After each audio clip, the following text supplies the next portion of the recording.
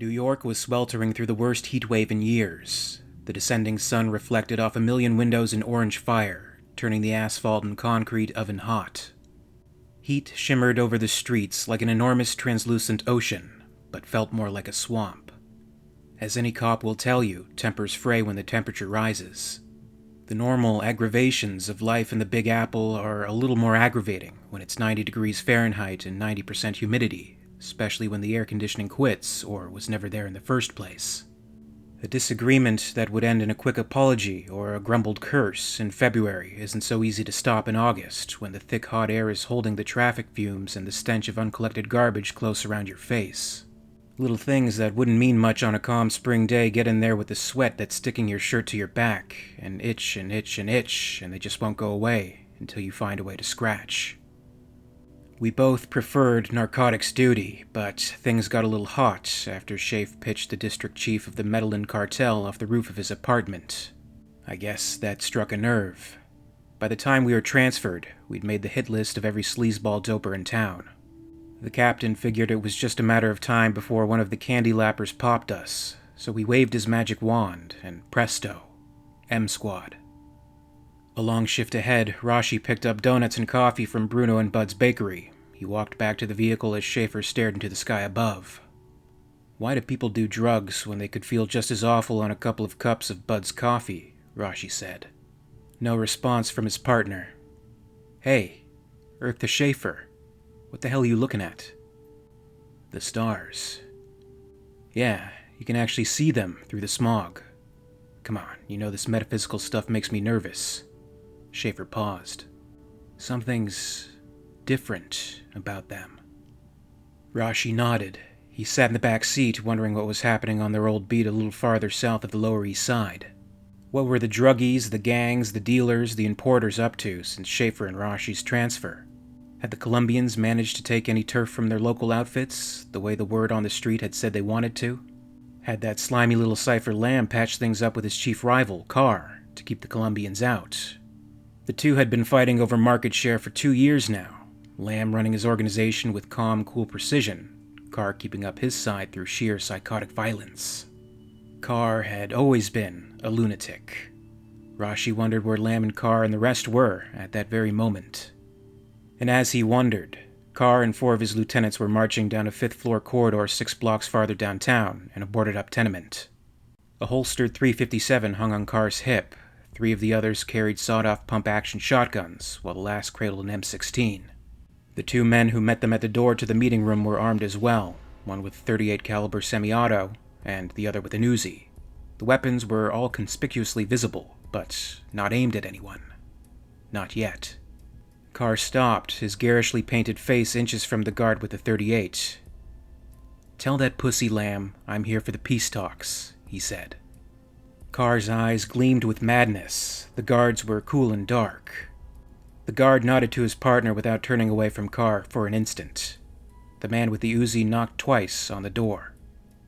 "Carr's here," he called. A muffled voice answered, and a moment later the door swung open. The room beyond was large, but as ruinous as the rest of the building. Shards of glass were scattered on the floor, mixed with fallen ceiling plaster. "Carr," the young man said coolly. "I'm glad you could make it." "Cut this shit, Lamb," Carr said, striding into the room. "We got nothing to talk about. I'm just here because I figured you might want to surrender." "Wrong, Carr," Lamb replied. "We've got everything to talk about. We've got the whole damn city to talk about, not to mention our own survival. Just look at the situation. The cops are taking us down piece by piece, and what they miss, we finish for them with this stupid turf war. We're both pulling down serious money with our street operations and throwing most of it away on this crap. There'd be enough for both of us if we stopped shooting at each other. There's enough that the Colombians would just love to step in and grab it all." "So?" Carr said. He looked bored. "So we can do better, Carr," Lamb replied. "We can have it all." "Yeah?" Carr grinned briefly. "You got any suggestions as to just how that might work, Lamb?" "Yeah, Carr. As it happens, I do," Lamb said. "I know we're never going to agree on boundaries. Make it stick. You know that too. And I'm impressed that you're here. It shows that maybe you're as sick of this fighting as I am, and you're looking for another way. And there is another way, Carr. Carr just stared at his rival. Charlie allowed himself a grin. He knew that stare. I'm talking about a merger, Lamb continued. We put it all together, combine our organizations, you and I split the net even. Together we can set prices, consolidate the police payoffs. The savings on that alone will be enormous. And the Colombians. The only way the Colombians can get a toehold in New York is by pitting the gangs against each other. If we merge, we can keep them out until hell freezes over. Carr shifted his weight from one foot to the other. Only one small problem, he said.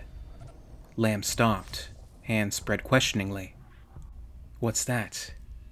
I don't give a shit about the Colombian muchachos, and I couldn't care less about maximizing profits or cutting overhead or any other that crap. Screw your merger. I'm in this for the kicks, and you and your suits are boring. If I had to work with you, I'd go bat-fucking a week. So why don't we just cut this peace shit and get on with it? Let's say we have us a dainty little game of winner-take-all. As Carr spoke, Lamb's hands were behind his back, and Crazy Charlie didn't think it was just so he could twiddle his thumbs. He started to bring his shotgun around, but as he did, he sensed something. He wasn't sure what. He turned and glimpsed 3 little spots of some kind of red light, like those laser beams in the checkout at the 7-Eleven, crawling across the window frame and onto his back. What the? He began, interrupting Carr. And then white fire flashed and Crazy Charlie's chest exploded, spraying gore across the room as the blue-white blast tore through him. Everyone whirled at the sound of the blast. Everyone saw Crazy Charlie's body twitch convulsively and fall to the floor, chest blown apart, bits of rib and heart and lung scattered like confetti in the plastered dust. It's a setup, Carr bellowed, as he drew his magnum. A streamer of Crazy Charlie's blood had drawn a dark red line of blood across his boot. It's not, Carr, I swear, Lamb began. Someone's outside, Lamb's second-in-command shouted. Cover me. He kicked half-rotted board off the nearest window and leaned out, assault rifle ready in his hands. I'll take care of it, Lamb, he said. Whoever the shooter is. That was as far as he got. The sentence ended in a gurgle and a grunt as the man was yanked out, tearing more boards away as he was dragged upward. Legs kicking wildly, spine arching unnaturally. Half a dozen weapons were cocked and ready now, searching for targets as Carr grabbed Lamb's tie and shoved the .357 under his rival's chin. You son of a bitch, Carr roared. We're 5 floors up. Who the hell is out there? I don't know, Lamb shrieked. Not my men. Then realization dawned in Lamb's eyes. Colombians, he said. Fuck the Colombians, Carr replied. He shoved Lamb away and looked over his men, Hatcheck and Edgy and Bonomo, standing with their weapons ready, aimed at the windows, just waiting for the word. Lamb's men were looking at him expectantly, and their weapons were aimed at the windows too. You and me will finish up later, Lamb, Carr said. Right now I'm for blowing the balls off whoever's out there, and I don't give a shit if it's the Colombians or the cops or fucking Santa Claus. He waved to his men. Do it. The room exploded in gunfire, in an unbearable chaos of sound and flash, as Carr's and Lamb's men all opened fire on the room's outer wall. Splinters flew, planking shredded under the hail of gunfire, and plaster showered from the ancient walls. Window frames cracked, sagged, and collapsed, laughed and studded with shattered. Carr's delighted yelling as he pumped rounds from his magnum was almost inaudible over the noise. At last, as ammunition was exhausted, fire ceased. The echoes died away, booming down through the streets below, and the last fragments of wood, plaster, and masonry rattled to rest. When his ears stopped ringing and he could hear again, Carr exclaimed happily, That was fun. He blinked, drifting dust and smoke from his eye, and looked at the gaping hole where 2 of the 3 windows had been. They were gone completely. Nice view, he remarked. Jesus, Lamb said, surveying the destruction. There was no sign of the man who had been yanked out of the window, he noticed. The body must have fallen to the street, along with the remains of whoever had done the yanking. Nothing could have lived through that firestorm. Edgy, Bonomo, and Hatcheck looked at the wreckage, at their leaders, and began reloading. Lamb's men did the same. Crazy Charlie's corpse lay ignored under a coating of debris in a surprisingly small pool of blood. Each side had lost a man, but the leaders were still talking. Nobody aimed anything. Lamb stepped forward, toward the hole, with the intention of looking down at the sidewalk to count the bodies. Carr's heavy hand on his shoulder held him back. Now, "About that treaty," Carr began, grinning. Lamb didn't turn. He still stared at the hole, at the broken line of bricks where a window had been. "Oh my God," he whispered. There was a hand holding on to the bricks. Or was there? It seemed to flicker as Carr looked. At first he saw a big yellowish hand with long black nails, then a ghostly blue flicker like faint sparks jumping. And then the hand was gone, and there were just the bricks and a shimmering in the hot air. "What is that?" Lamb asked. The hand was back, and this time it stayed, a big, strong hand, bigger than Carr's own, with nails like claws. "Son of a bitch thinks it's Halloween," Carr said as the fingers flexed and a shadowy shape rose into view. "Hey, bozo!" He pointed the heavy pistol. "Trick or treat. Let's have some candy." 6 blocks away, Rashi perused tabloid magazines. "Did you see this? Satanic cow cult found on Long Island. Hamburger patties in the shape of pentagrams, sacramental A1 sauce." When Schaefer didn't respond, Rashi glanced at him and saw that Schaefer was sitting motionless, staring up out of the car window. "What is it?" Rashi asked uneasily. "Come on, Schaefer, talk to me. You haven't said a word since we left the precinct house." Schaefer had been acting weirder than usual lately, and while Rashi didn't believe in any of that psychic shit, he knew Schaefer could pick up on stuff people missed. His weird moods usually meant trouble. Worried, Rashi leaned over and looked out past Schaefer's shoulder. "Something's wrong," Schaefer said. "The city doesn't feel right." Rashi snorted and straightened up. "That's like saying battery acid doesn't taste right, Schaefer. This is New York, remember?" They'd been together for 6 years, but every so often Rashi still forgot just how weird Schaefer could be when he started getting mystical. Before Rashi could reply, the car radio crackled. "All units in vicinity respond. Shots fired. Corner of Beacom and Water." The streets were running the wrong way, and traffic and the junk along the curbs were thicker than usual, but not bad enough to make Rashi use the lights or siren. So by the time they arrived on the scene, 4 other cars were already there, uniforms cordoning off the area around an abandoned 5-story walk-up tenement. One of them jumped in front of Schaefer as he climbed out of the car. "Sorry, Detective Schaefer," the officer said. "I've got orders to keep the building clear of all personnel until Captain McComb arrives. He wants to handle this one himself." Schaefer nodded once, slowly, but Rashi didn't like the set of his partner's shoulders. He knew that Schaefer wanted to get in there, get after whoever it was, and put out that roar like thunder. Well, he'd have to wait. Rashi looked up at the building, just a casual glance, but he found himself staring. A chunk of brick wall on the 5th floor had been blown out, littering the sidewalk with debris. It looked as if a bomb had gone off, not like anything done with firearms, and he could hear distant thumping somewhere in that direction. Not guns, something else. "What the hell?" he said. "Shots fired? Not an explosion?" One of the uniforms heard him. "Yes, sir," he said. "A lot of shots." "That wasn't a bomb that did that?" Rashi asked, pointing at the hole. The patrolman glanced up. "We don't know," he admitted, "but we heard shots. Lots of them, like a gang war or something." He shrugged. "So far we got him tagged for reckless endangerment, illegal discharge of a firearm within city limits, God only knows how many violations of the Sullivan Act, disorderly conduct." Just then a sharp crack sounded as boards burst out from one of the 5th floor windows, followed by a gurgling scream as the man whose body had burst them out sailed across the street and plummeted to a hard landing atop the police cruiser, shattering its light bar and windshield spectacularly. Shocked into silence, the cops all stared for a moment as shards of glass and plastic tinkled to the pavement and across the cruiser's hood. The patrolman who had been talking to Rashi swallowed hard and said, "Guess we can add destruction of police property to the list." Somewhere above, gunfire rattled, and a shrill scream was suddenly cut off short. Calmly, Schaefer drew his 9mm service pistol and chambered a round. "Screw McComb," he said. The officer who had met him at the car door stepped back. "I guess we can make an exception on that no admittance thing, Detective Schaefer, if you feel it's warranted. I mean, you're here. The captain isn't." He was still babbling when Schaefer pushed past and trotted into the building, pistol ready. The door was open, the ground floor hallway empty and dim. Rashi followed Schaefer to the stairwell, pistol gripped firmly in both hands. Up above, he could hear hoarse shouts and loud thumps. Sounds like a ninja movie up there, he said quietly. Who the hell do you think's up there, Schaefer? Isn't this Lamb's turf? Schaefer grunted affirmatively. Gangbang Central, he said.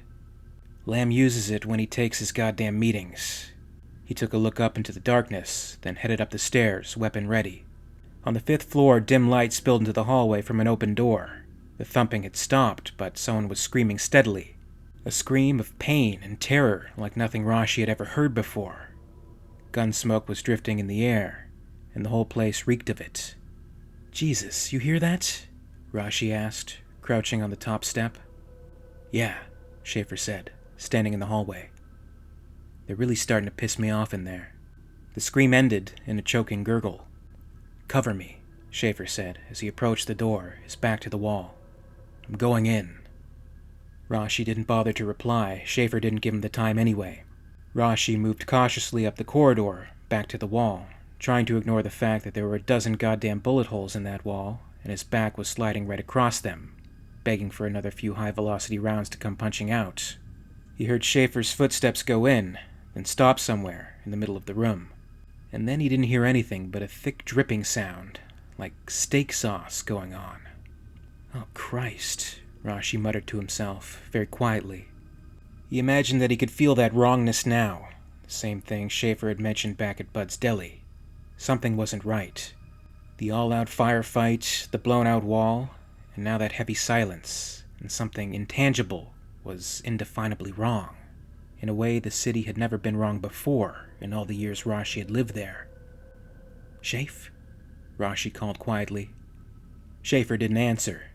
Rashi heard his boots scuff on the grit, but Schaefer didn't say anything at all. Rashi stepped forward, pistol ready, and swung around the doorframe. Then he stopped, frozen, staring into the room beyond. The two cops stared silently for a long moment. Finally, Schaefer spoke. Gang wore my ass, he said. The bodies were swaying gently in the breeze from the blown-out wall, and the blood that dripped down from their dangling red fingertips drew loops and whirls on the floor. There were 8 of them, in all, hanging by their feet. Something had smashed away most of the ceiling and tied the corpses to a joist. Even in the dim light of the city outside, they were all bright red, from heel to head. It was obvious what had been done to them, what the monsters in the night had done, but Rashi had to say it anyway. They've been skinned, he said.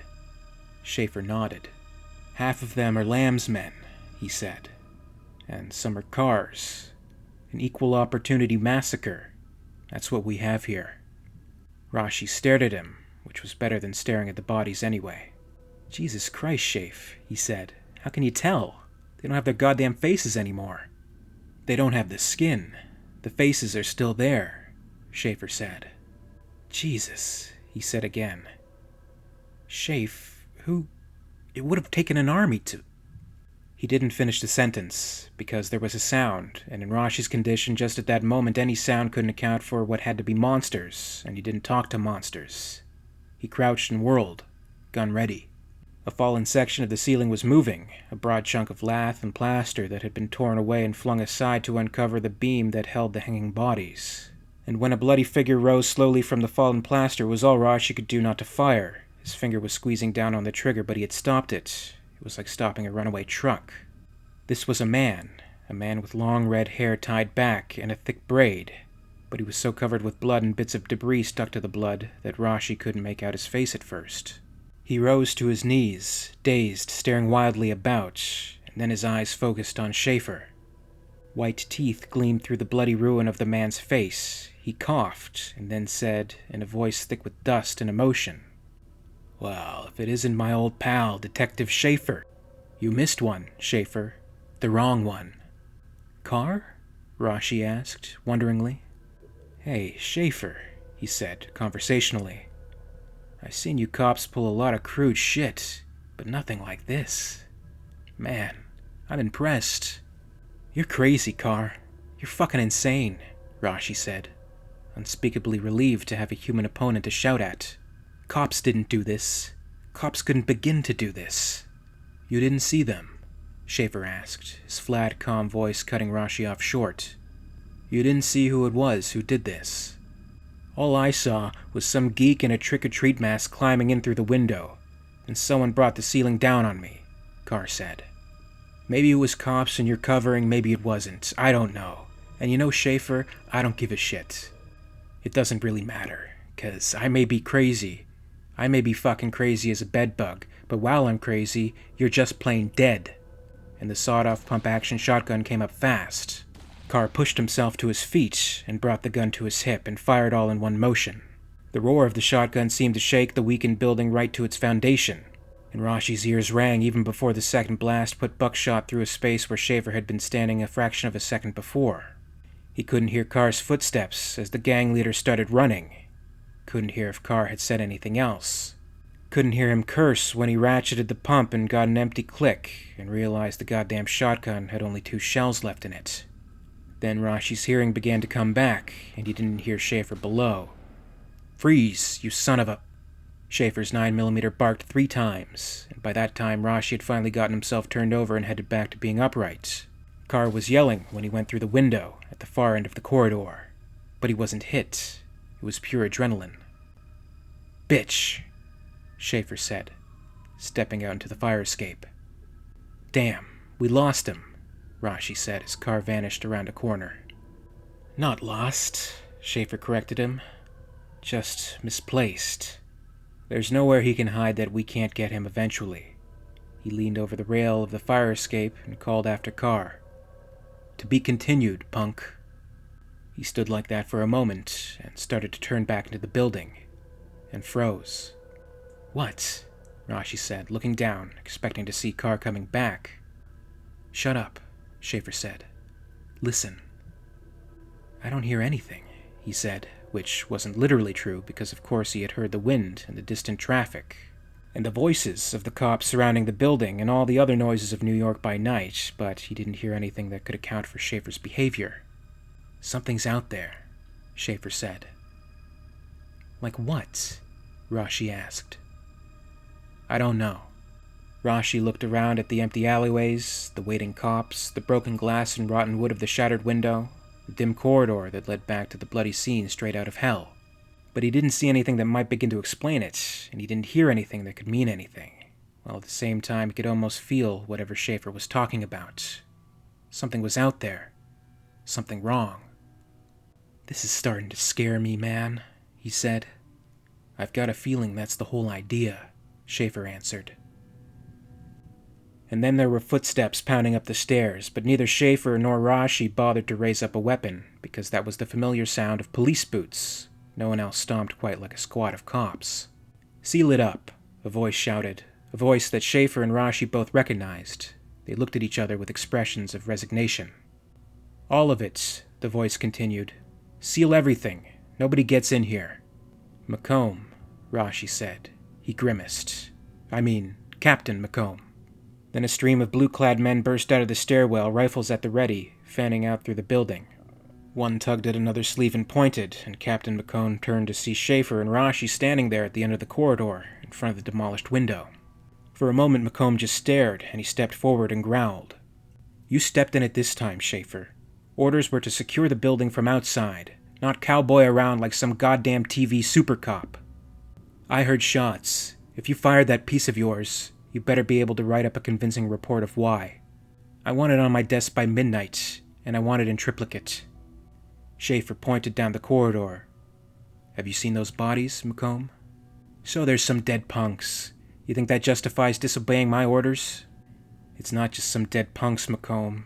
This was a slaughter. It's like a butcher shop in there. So the gangs play rough." Schaefer cut McComb off. "Don't give me any crap about a gang war," he said. "You go take a look in there and tell me what kind of weapon these gangs wars have that'll do that kind of damage. You look at those holes and tell me that was just a riot gun or an Uzi that did that." McComb stared at Schaefer for a moment, then shook his head and said through gritted teeth, "You don't have a clue, do you? I don't give a shit what's in there. That's not the point. The point is, I told you to keep the fuck out of it, and you didn't. This isn't your case, and you don't worry your pretty blonde head about it, Schaefer. You just stay the hell out of this one. You got it?" Schaefer didn't answer. Roshi patted him on the back and said, "Come on, Schaefer." Together the two detectives pushed past McComb and started down the stairs. When they were out of earshot, Rashi muttered, "If they sold stupidity on the stock exchange, we could bust McComb for illegally cornering the market." Schaefer grunted.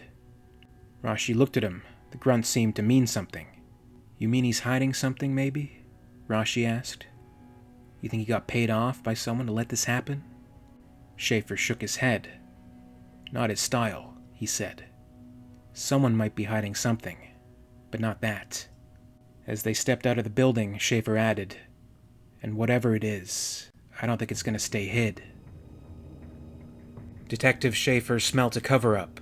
He confronted McComb. Things got a little heated, and he ended up doing a little redecorating to the captain's office, though at the time he'd have no way of knowing exactly how high up this went. After the initial incident with Carr and Lamb's men, General Phillips began keeping a close eye on the detective. Years earlier, he had sent his brother, Major Alan Dutch Schaefer, on a rescue mission that came to grief in the jungles of Central America, after which Dutch had gone missing, and General Phillips led operations to monitor similar occurrences. It brought him to Detective Schaefer, who vowed to find out the truth about his brother's disappearance. Phillips had had enough with the ghosting. He directly confronted the detective. He pled with him to let it go. But Schaefer couldn't let it go. Not after the initial cover-up, not after bodies started showing up in the subways, and not after returning to the scene of the crime where he came face to face with the perpetrator of these horrific murders. An alien hunter, massive, who towered over Schaefer and proved much stronger despite his own physical prowess. The hunter left him bloodied and beaten, tossed from the rooftops like a rag doll, swiftly and assuredly fucked up, and tagged like big game with a tracking device. The detective wouldn't be waiting around to see when the hunter would come calling to claim its prize. He went back to where it all began, back to the jungle where Dutch was last seen. With the aid of a guide, he witnessed the aftermath of where the predator had self-destructed, leaving a lifeless crater behind. He knew at this time that he was being hunted, but this time he was prepared. He ventured alone, deeper into the jungle, when the enemy struck. Schaefer rolled and grabbed up a fallen branch as thick as his own leg. He came up swinging and caught the creature solidly on the side of the head with a limb, twisting the mask back out of line. The blow would have killed a man, but this bastard didn't even stagger. It was standing on the edge of the cliff, facing away from him, partially blinded and thoroughly distracted, its camouflage still not working, and Schaefer knew this had to be the best shot he would ever have. Maybe his last shot. He lowered his makeshift club into a spear and charged. The wood splintered with the impact, and Schaefer was knocked backward. The creature tottered, swayed, and then fell over the brink. He waited, dazed, for the creature to climb back up.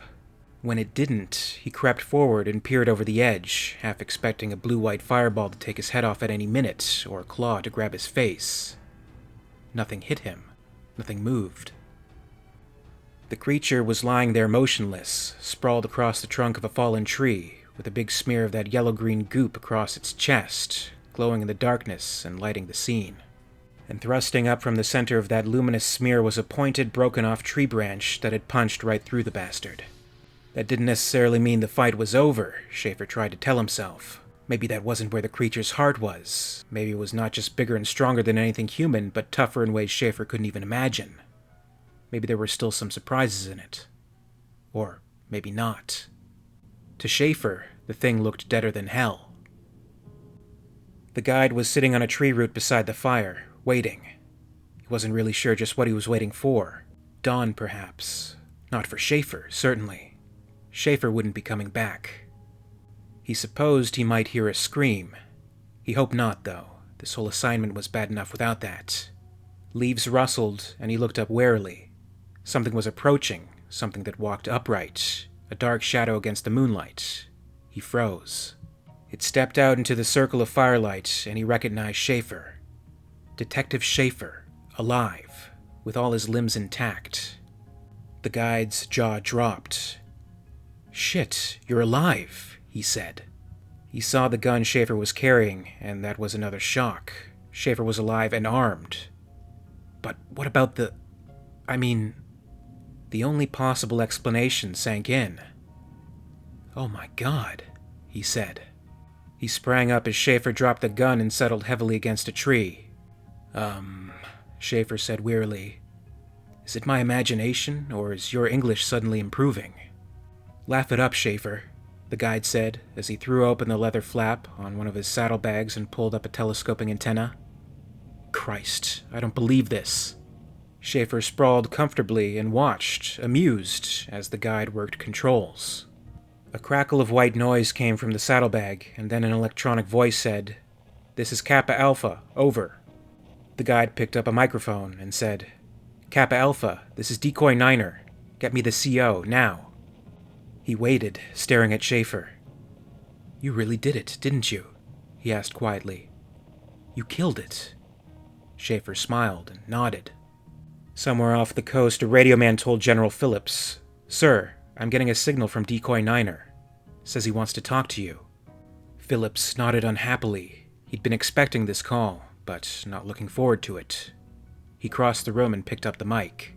"This is General Phillips, Niner," he said wearily. "Prepare whatever's left of Schaefer's body for transport back to the States, and..." The speaker crackled, interrupting him. "Sir, you don't understand," Decoy Niner's voice said. "Schaefer's alive. He killed it.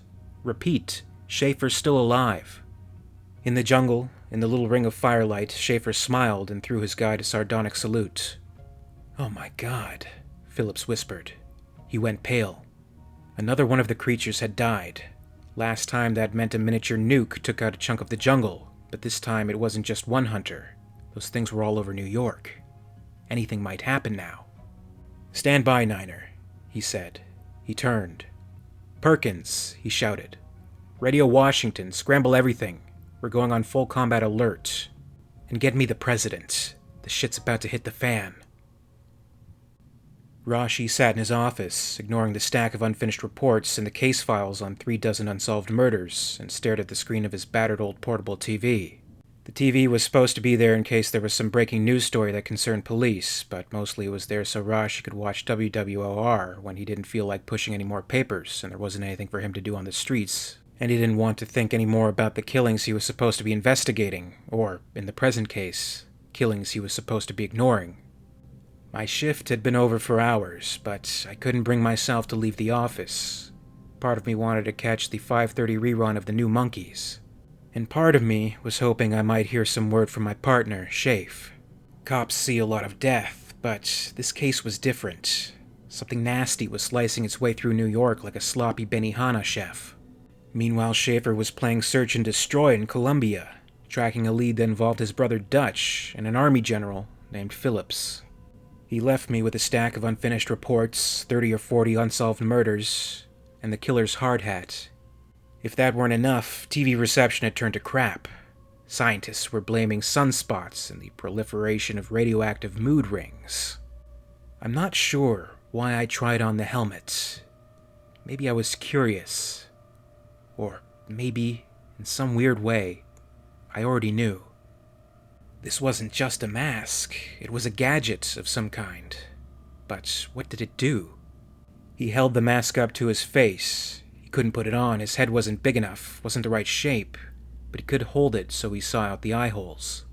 And he saw the ships cruising over the city, gigantic and alien, huge red-gold shapes against a deep red sky. Rashi wasn't stupid. He could recognize the incredible when his nose was rubbed in it. Invisible spaceships that he could see only through this alien helmet. Schaefer had been right all along. The killer wasn't human at all. No, not the killer. Killers, plural. He could see 3 ships just from this one window. And he could guess now why the TV reception sucked. "Sunspots my ass," he said softly. When dawn broke, the guide wanted to see the thing, to be sure it was really dead. He insisted on leading the mules to the edge of the cliff, and then climbing down for a good close look at the monster's remains. "My God," the guide said, staring at it. "You really killed it." Schaefer glanced at him. "You say that as if it were a bad thing," he remarked. "You weren't supposed to kill it," the guide told him. "You weren't. We didn't think you could kill it. You and your damn brother. Do you have any idea what this means?" "Yeah, it's Miller time." "Oh, laugh it up," the guide said bitterly. He pulled something from his pocket, a gadget of some kind that Schaefer didn't recognize, and set it down by the dead creature. Jesus, Schaefer, this isn't professional wrestling. These guys play for keeps.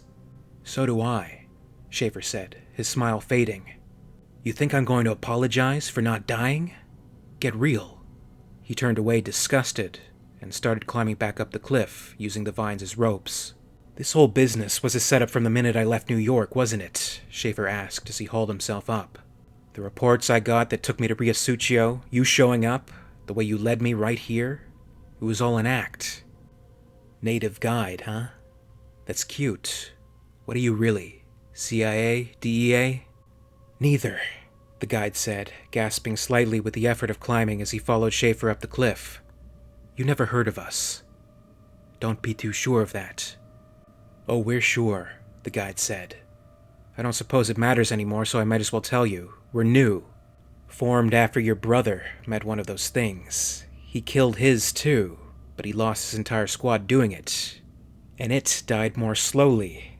Slowly enough to use a self-destruct that made the crater you saw. Lost his squad? Schaefer turned as he reached the top and looked back at the guide. Here was the confirmation of what he had suspected. That thing killed all of them? Blaine? Hawkins? All of them? All of them, the guide confirmed. And Dutch. Did it get him? Schaefer knew Dutch had survived the first encounter, had killed it, the guide said. But that meant there was more than one, that the one Schaefer had just killed was not the one that took out Dutch's men. Dutch got out alive, the guide said, but that's all I can tell you. That wasn't necessarily so, Schaefer realized. It just meant that the guide's people didn't know whether the second one had got Dutch. Either that, or they knew, but weren't saying. And it's all secret as hell, right? He asked. Yeah, the guide agreed. So when I started poking around, you people decided to feed me to that bastard, give it what it wanted. Damn it, Schaefer, the guide said as he stepped up onto solid ground.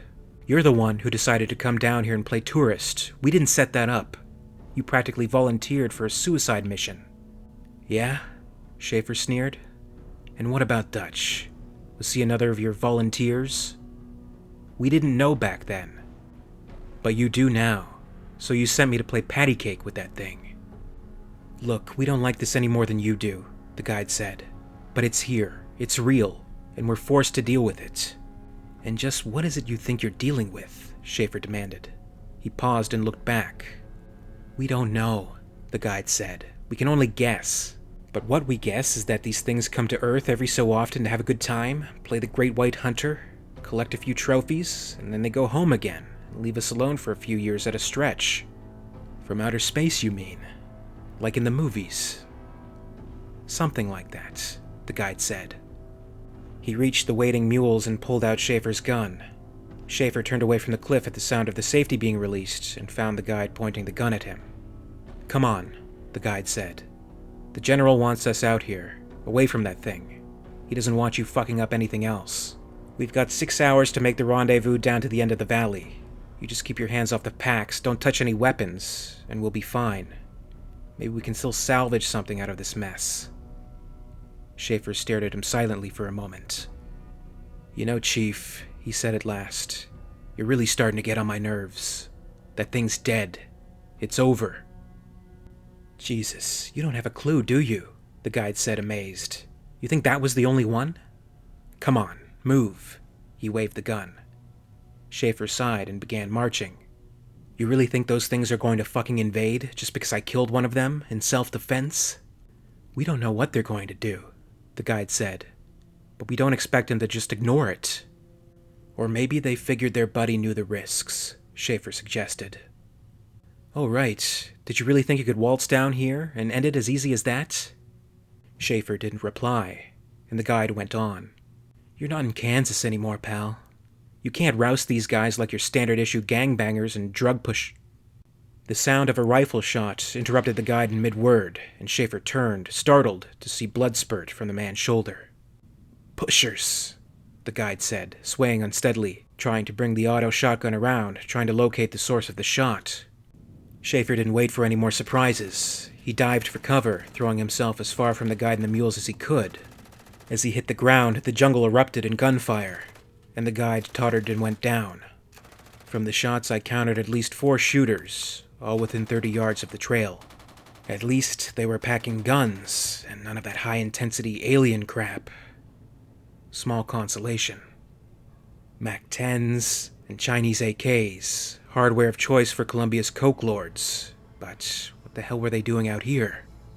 Then, one of them mentioned Echeverria, and that made it personal. One of the gunmen lifted the guide's head and looked at the bloody, mud-smeared face. "Este Marano este morto," he said. Another, just behind the first, gave a sharp bark of disgusted laughter. "Echeverria tocire vivo." "Yo voy a morar aquí," someone said, reminding Schaefer where he was. The gunmen were looking around now. Whether they saw Schaefer specifically or not, they apparently knew the guide hadn't been alone. Not that it was hard to figure out, when there were 2 mules, and they both had saddles. They weren't being too bright about the search, though. They'd spread out and weren't watching each other. Schaefer moved slowly into a crouch, ready to spring. One of the men was approaching. Then he was right on top of Schaefer, and the detective burst up through the ferns, planting a solid right on the man's jaw. The Colombian went down, and Schaefer snatched up his MAC-10. By the time he'd untangled the shoulder strap from the dazed man's shoulder, though, the other 3 had turned and opened fire. Schaefer dived for cover again. Echeverria acted like one of those suave Miami Vice types, but underneath he was just another 2-bit drug-peddling prick. We met in the rooftop garden of an expensive Manhattan brownstone. Echeverria spilled $1 million across the bark dust and said it was ours if we'd just back off. $1 million. I thought it over for a couple of seconds. Then I threw the son of a bitch off the roof. Only 3 stories. He survived. Echeverria declined to press charges, but those meddling types are known to carry a grudge. I figured I'd bump into him again, sooner or later. I was right. If they'd had the firepower, they could have kept up a steady fire and pinned him down while one circled around behind, but they didn't. There were just the 3 weapons, and they'd probably shot off half their ammo taking down the guide and the mule. The one mule. The guide's mule. The other one, the one Schaefer had ridden originally, was still alive and unhurt. And Schaefer figured his best chance, his only chance, really, was to get to the animal, and to the rest of the arsenal he'd brought up from Riasuccio. The Colombians hadn't touched it yet. With that stuff, he could lay down enough fire and maybe take out 1 or 2 of his enemies, despite the thick jungle. And if that didn't scare the others off, it would at least keep them down long enough that he could mount up and make a run for it. He wished the damn mule would hold still, preferably behind some sort of cover. It was wandering slowly through the jungle, staying well clear of the larger trees. Down, damn it! Holding the bridle with one hand, he reached for the gun box with the other, turning the mule to keep it between himself and the Colombians as he pulled out his reserve shotgun. "All right," he said. "My turn." He lifted the weapon and froze as hard steel touched the back of his head. "Drop it, Marano," a cold voice said in his ear, "or I fear that Senor Echeverria will be deprived of his evening's entertainment." Maybe they hadn't been able to pin him down, but one of them had circled around anyway, and Schaefer hadn't heard or seen a thing. His grip tightened on the shotgun as he considered his next move, and then a gun butt hit his head with a sharp crack, and Schaefer, no longer considering anything, went down. It seemed to Rashi that he'd been staring out the window for over an hour. Maybe he had been, and he still couldn't believe it. Those ships cruising over New York, visible only through the helmet mask. At last, he put it down and went for a cup of the sludge that served as coffee. "Man, you look awful," a voice said, as Rashi tried to pour without spilling. His hands were shaking enough to make it very tricky. He looked up. "I've seen mimes with a better tan, Rashi," the other detective said. "You all right?" "Beat it, Richie," Rashi answered, picking up his cup. It wasn't full, but it was good enough. Richie shrugged. "Just trying to help," he said. "You can't," Rashi answered, shuffling back toward his office. "I must have stared out the window for over an hour. I still couldn't believe it. This stuff happens in my favorite Martian, not the real world. I felt like I was losing my mind. Then I went down to see McComb, and I was sure of it." McComb didn't answer the first knock, but Rashi knew he was still in there, that he hadn't gone home. He kept pounding, and eventually the captain opened the door. "What the hell is it?" he demanded. "Captain, I need to talk to you," Rashi said. "Now, inside." McComb stared at him for a moment, then said, All right, you have 1 minute. And lose the coffee. I don't want any oil spills on the new carpet. Rashi tossed the cup in a nearby trash can. He didn't really want to drink it anyway. He stepped into McComb's office with the alien mask held out before him in both hands, like an offering. If you've come to apologize on behalf of your partner, Rashi, you can save it, McComb said as he closed the door. Your day's too late. I filed for disciplinary action against Schaefer and requested dismissal just as soon as he walked out of here. And where the hell did he go anyway? Will you look at what he did to my phone? He gestured, but Rashi didn't bother to look. Don't touch it. It's evidence against that son of a bitch. I know we've had our problems, Captain, Rashi said, but this is big. McComb stopped talking and glared at Rashi. There's something out there, Rashi stammered. He couldn't quite bring himself to say right out that there were spaceships. If he thought he might be going crazy, what would McComb think? McComb already suspected Rashi was nuts just for putting up with Schaefer. He held out the mask. Schaefer snagged this from the thing he met at Lamb's apartment, he said. Hold it. McComb held up a hand. Are you saying you've been withholding evidence? Rashi stared at McComb for a moment, then lost it. He was talking about entire worlds, and McComb was worrying about legal details? He slammed the mask down on the captain's desk. Would you listen to me? He shouted. There are dozens, maybe hundreds of those things out there, just waiting. All you have to do is look. I'm not looking at anything, McComb bellowed. Except your ass in a holding cell pending a full departmental review. God damn it, you're going down for this, Rashi, same as Schaefer did. Trespassing on a sealed crime scene, withholding evidence, lying in your signed statement? Fine, Rashi shouted back, snatching up the helmet. Fine, I'll have my little chat with the chief. He stormed out of McComb's office. Hey, Rashi, you're not going anywhere, McComb called after him. Rashi paid no attention, except to change his intended route, taking the back stairs to avoid any attempts to interfere. He was going to take this to the chief, to the mayor, to anyone who would listen. Jesus, Schaefer, Rashi muttered to himself as he trudged down the concrete steps. Where are you when I need you? Central fucking America, for Christ's sake. McComb had all the good sense of an opossum crossing a 4-lane interstate. New York was under siege, and he was worried about his carpet. My only chance was taking my case to McComb's superiors. I guess Phillips and his men knew that. The 3 men in suits and sunglasses who had burst in at the foot of the stairs had the jump on him. Rashi didn't reach for his pistol. Federal agents, the one with the 9mm automatic announced. That's far enough, Detective Rashi. He flipped open a credentials case in his left hand, but Rashi was too far away to read the badge. One of the others lifted a walkie-talkie and told it, It's okay, we've got him. The 3rd man had a pistol and an outstretched empty hand. The first waved at him and said, Hand my friend the helmet, Rashi. Rashi grimaced and hauled back to fling the helmet. 3 pistols pointed at his gut. Easy, easy, the first Fed told him. Just hand it over easy, you won't be needing it. Reluctantly, Rashi lowered his hand and handed the mask over. Good, the Fed said. Come on then, you're coming with us. Where? Rashi asked. Can I call my wife first, or at least tell someone upstairs? The agent shook his head. Rashi. No calls, no one sees you leave. Car's waiting. Rashi frowned. That's not standard procedure. That's more like kidnapping. He also realized that even if McComb had phoned the instant the door closed behind him, these bozos couldn't have gotten here and set up so fast. They must have been waiting for him all along. Never mind what you call it, the Fed said. Just come on. One of the others took Rashi by the arm and gave him a shove in the right direction.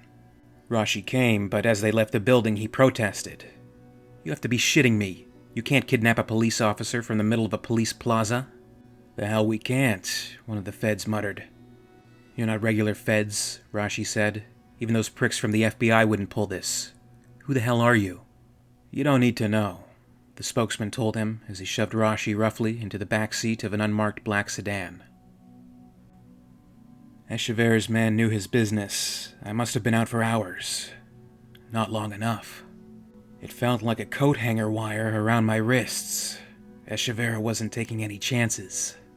A pan of dirty water flung in his face brought Schaefer around as the cool wetness shocked him back to consciousness. He heard a voice saying, Time to wake up, puppy dog. Schaefer blinked and looked around. Whatever was holding his hands, it was strong and tied tight. He couldn't even come close to snapping it. Couldn't slip it off.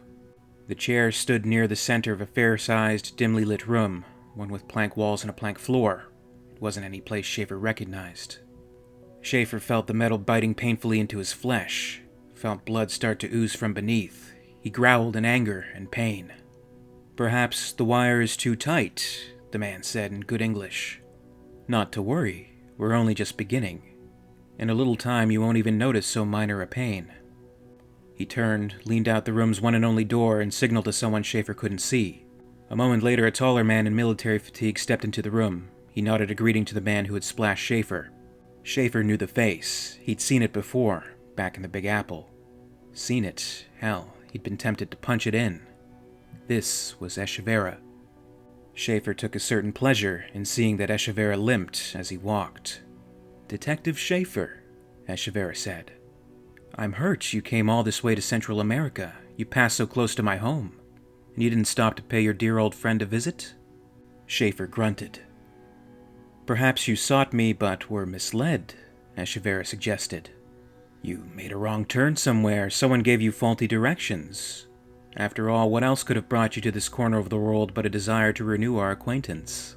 "Somehow I managed to avoid that particular desire," Schaefer said. Echeverria grinned. "The last time we met, I made you a very generous offer. Perhaps now you're sorry you responded as you did." "I'm only sorry we didn't meet on a taller building," Schaefer snarled. The grin vanished. "That's very funny, Detective Schaefer," Echeverria said. "You've always had a very good sense of humor, haven't you? I regret I won't be able to appreciate it for very much longer." Echeverria turned as the other man re-entered. He was holding something in one hand. It was a power saw, circular blade, 1/2 horsepower motor. The safety shield had been removed. Echeverria smiled again. "I'll be back in a bit, after Paulo's had a few minutes with you alone. Perhaps you can entertain him with more of your amusing stories." He saluted sardonically and turned and limped out. The sadist with the power saw grinned. He revved it a few times just to test, and light glinted from the spinning blade. "So little time, so much to do," he said. He circled around behind Schaefer, put a hand on his head and pressed, tipping Schaefer's head down and exposing the back of his neck, like a barber preparing to trim the hairs there.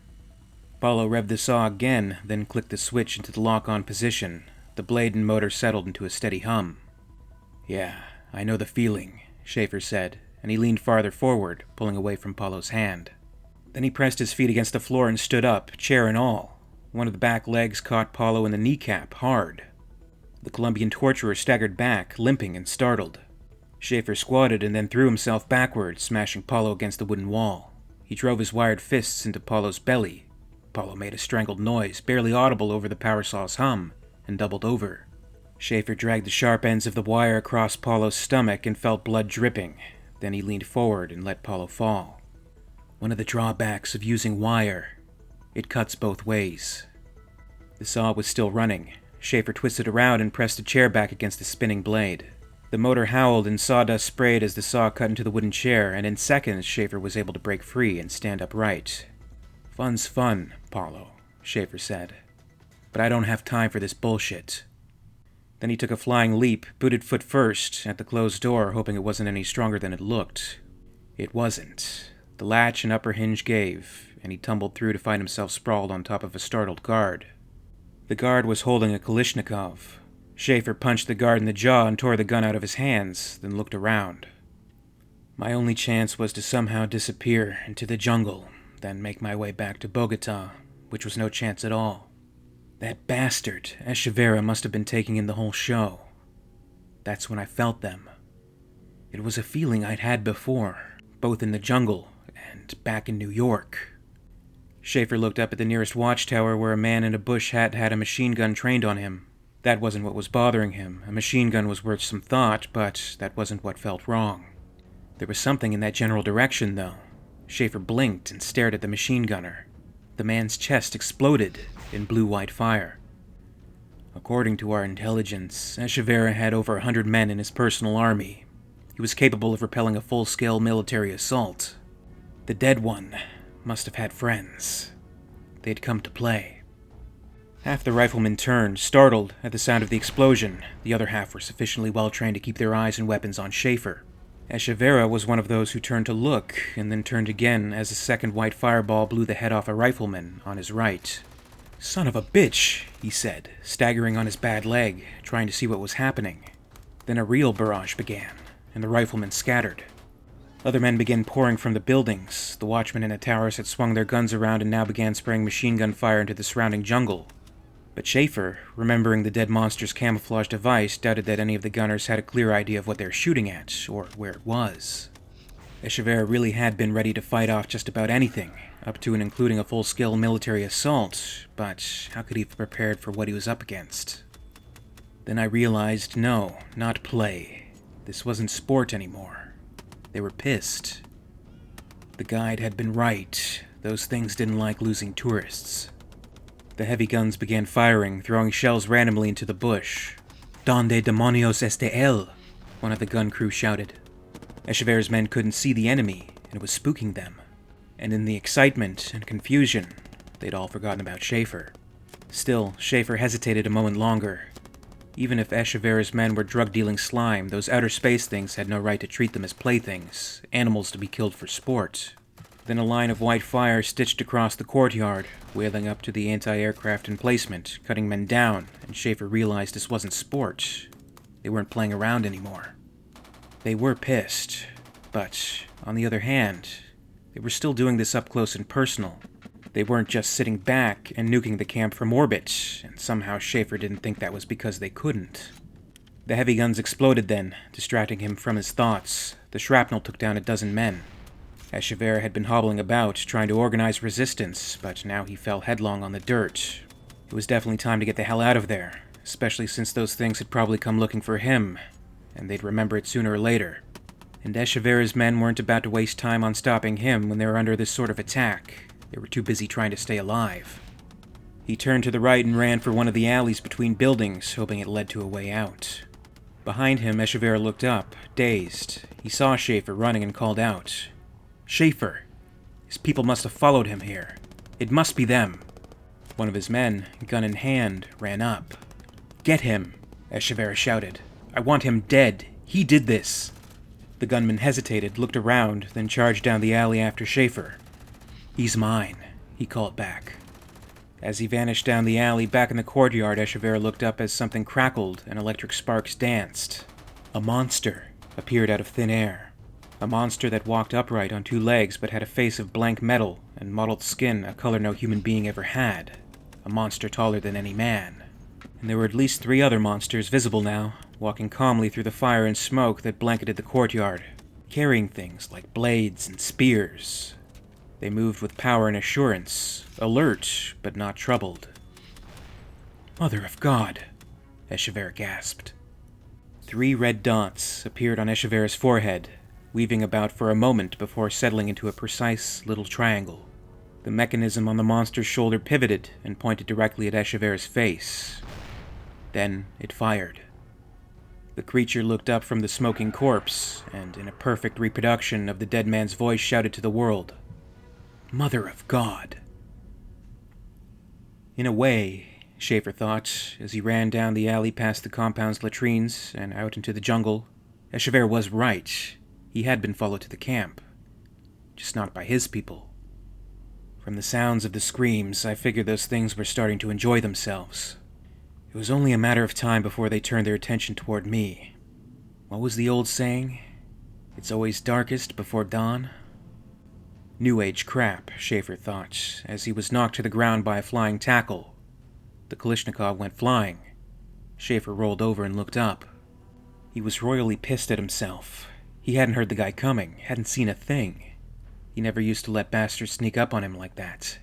At least it wasn't one of the monsters. It was one of Echeverria's men, in a leather vest, brown Levi's, and a t-shirt. He was standing over Schaefer, straddling Schaefer's legs and grinning, pointing an AK-47 at Schaefer's head. "What the hell do you want?" Schaefer demanded. "You planning to drag me back there? Think that's going to do Echeverria any good?" "Echeverria's dead," the man said. "The Medellins will be seeking a new liaison. With your head on a post, the choice will be obvious." "Speaking of obvious," Schaefer said, "let me show you something." He brought his boot up in a sudden kick that would have made a Rocket proud, and caught the Colombian in the crotch. Post this, pissant. The man doubled over, and Schaefer swarmed up and landed a fist on his jaw, knocking him sprawling. Schaefer grabbed the AK-47 and tossed it away, then grabbed the Colombian up by his leather vest. You seem to be a little unclear on the concept here, pal, Schaefer said. Those things, playing laser tag with your buddies, don't give a shit about your stinking cocaine. They're not human, comprende? You go to hell, you lying... God damn it, Schaefer said, shaking him. I'm telling the truth. He dropped the man and stood over him, to the side though, not where the Colombian could use Schaefer's own tactic against him. Look, you son of a bitch, I'm tired, I'm sore. I haven't had a decent cheeseburger since I left New York, so don't push me, dig? He turned away and picked up the Kalashnikov. Even before the other man spoke, Schaefer knew he'd done something stupid. He didn't know why he'd done it exactly, usually he had more sense than to turn his back on an enemy, no matter how beaten the enemy looked. Maybe, he thought, he just wasn't thinking straight, or maybe he was just too blown out he didn't care anymore. Whatever the reason, he turned his back on Echeverri's boy, and the Colombian had immediately rolled over and grabbed the AK-47. Hey, pig, he said, grinning, as he got to his feet and aimed the gun. Schaefer turned, knowing he'd done something stupid, knowing he was probably about to be shot, knowing he'd be lucky just to get off a few rounds himself before he folded. Then he heard the burst of automatic fire, like a gigantic steel zipper, and he didn't have time to tense. And then he saw the blood blossom from the Colombian's chest, and realized that it hadn't been the AK-47 that had been fired.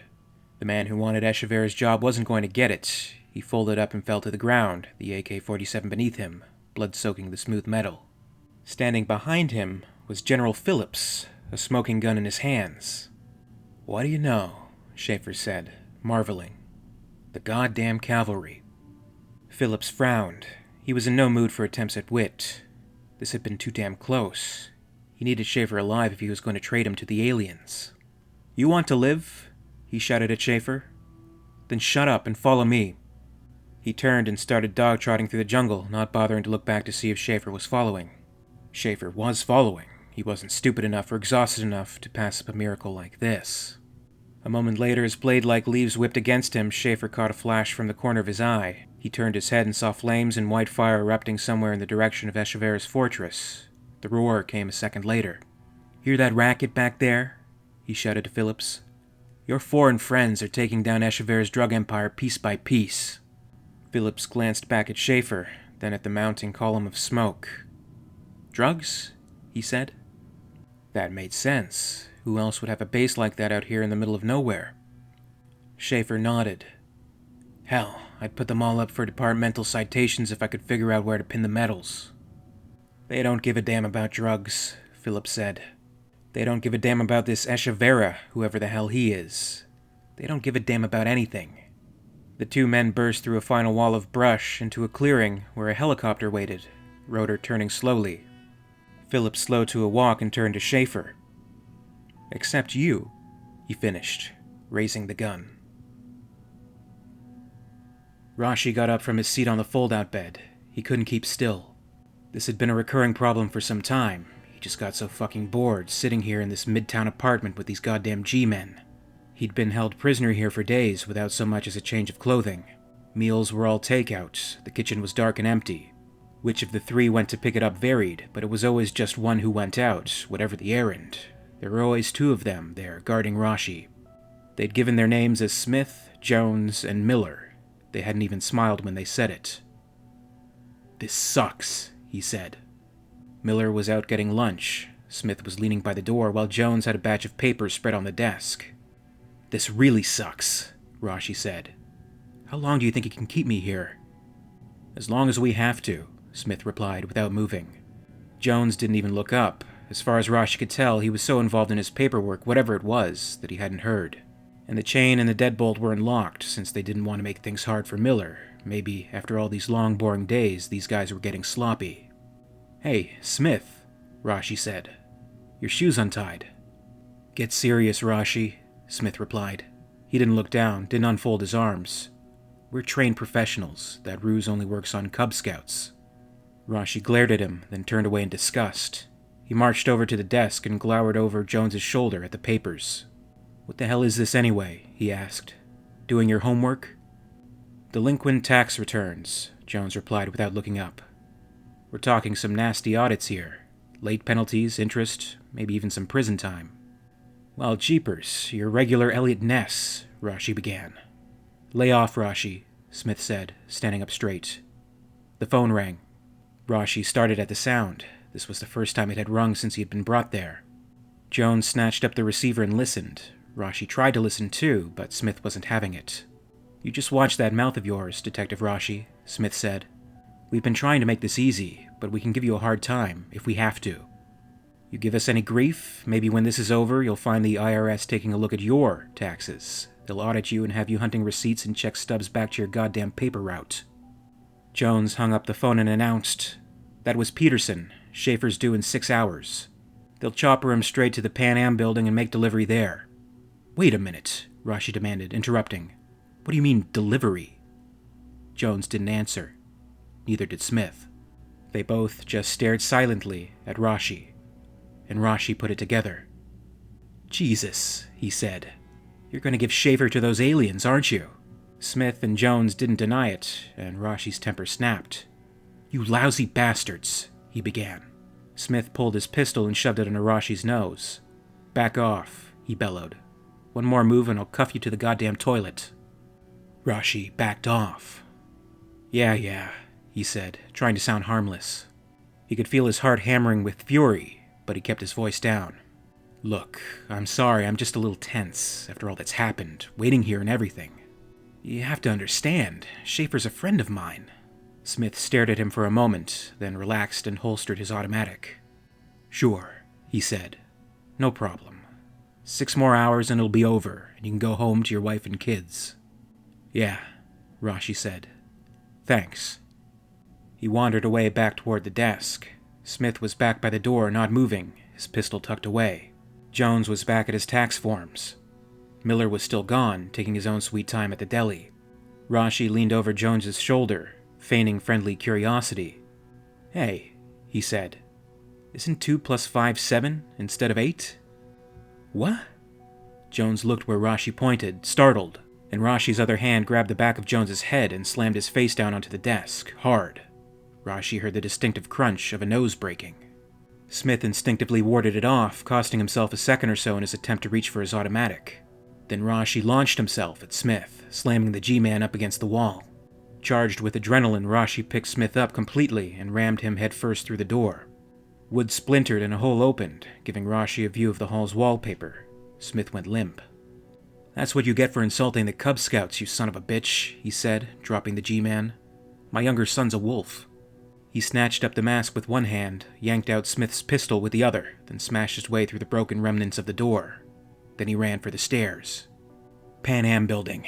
9 o'clock, he said, as he heard Smith moaning and Jones cursing behind him. The feds hadn't moved the rental van. Rashi found it still sitting just around the corner from the police plaza. He supposed they hadn't thought it was important, or maybe they hadn't realized it was his. Rashi had never planned to keep the rental this long. The bill when he turned it in was going to be a real killer. He needed it a little longer, though. He drove the streets for a while, planning, trying to figure out just how he could keep the feds from turning Schaefer over to those monsters from outer space. He didn't know enough. He didn't know whom he could trust, didn't know what it would take to stop those things. Well, he'd just have to go up there ready for anything, and he thought he had an idea of how to do that. He left the van double-parked while he ran into the police academy building on 20th. The firing range was still closed, but Bernie was still on duty upstairs. Jesus, Rashi, he said. Where the hell have you been? Watch Commander's been trying to reach you all morning. I was doing my taxes, Rashi said. Bernie, give me a hand, will you? I don't know, Rashi, he said nervously. I don't need Macomb after my ass. You need permission before entering the property room. Hell, Macomb and I are tight, honest, Rashi said. Bernie's expression changed abruptly. What are you looking for? He said through clenched teeth. Remember those Jamaicans Salvetti busted last month? I need to check some of their impound. This was better than he had expected. Chances were half the stuff wouldn't work, since most criminals were too stupid to take the proper care of their equipment. But Rashi remembered how extensive that arsenal was. You could lose half of it and still have enough to take out damn near anything. Not just machine guns, but grenades, rocket launchers, everything. That ought to be enough to get Schaefer away from the feds, or from whatever was flying those ships. Ah, that's the ticket. Count on the Jamaicans to go for name-brand merchandise. Find a cart and help me get it down to my car. Down to your... Are you crazy? You can't take this stuff out of the station. People looked up and watched curiously as Rashi hauled the weapons out, but no one said anything. No one interfered. After all, Rashi thought, who'd be crazy enough to walk out with that stuff in broad daylight if they weren't supposed to? Rashi smiled to himself. He might not be as crazy as Schaefer, but he was getting there. No? Watch me. Choppered out of Columbia, private jet back to New York. Suddenly I felt like a very important person. It made me nervous. All right, he said to Phillips. We're back.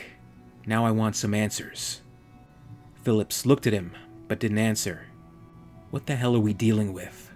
What was that thing I killed? Who were those things that took out Echeverri's camp? Phillips shook his head. You want a name? He said. We haven't got one. You want a place? Not Earth.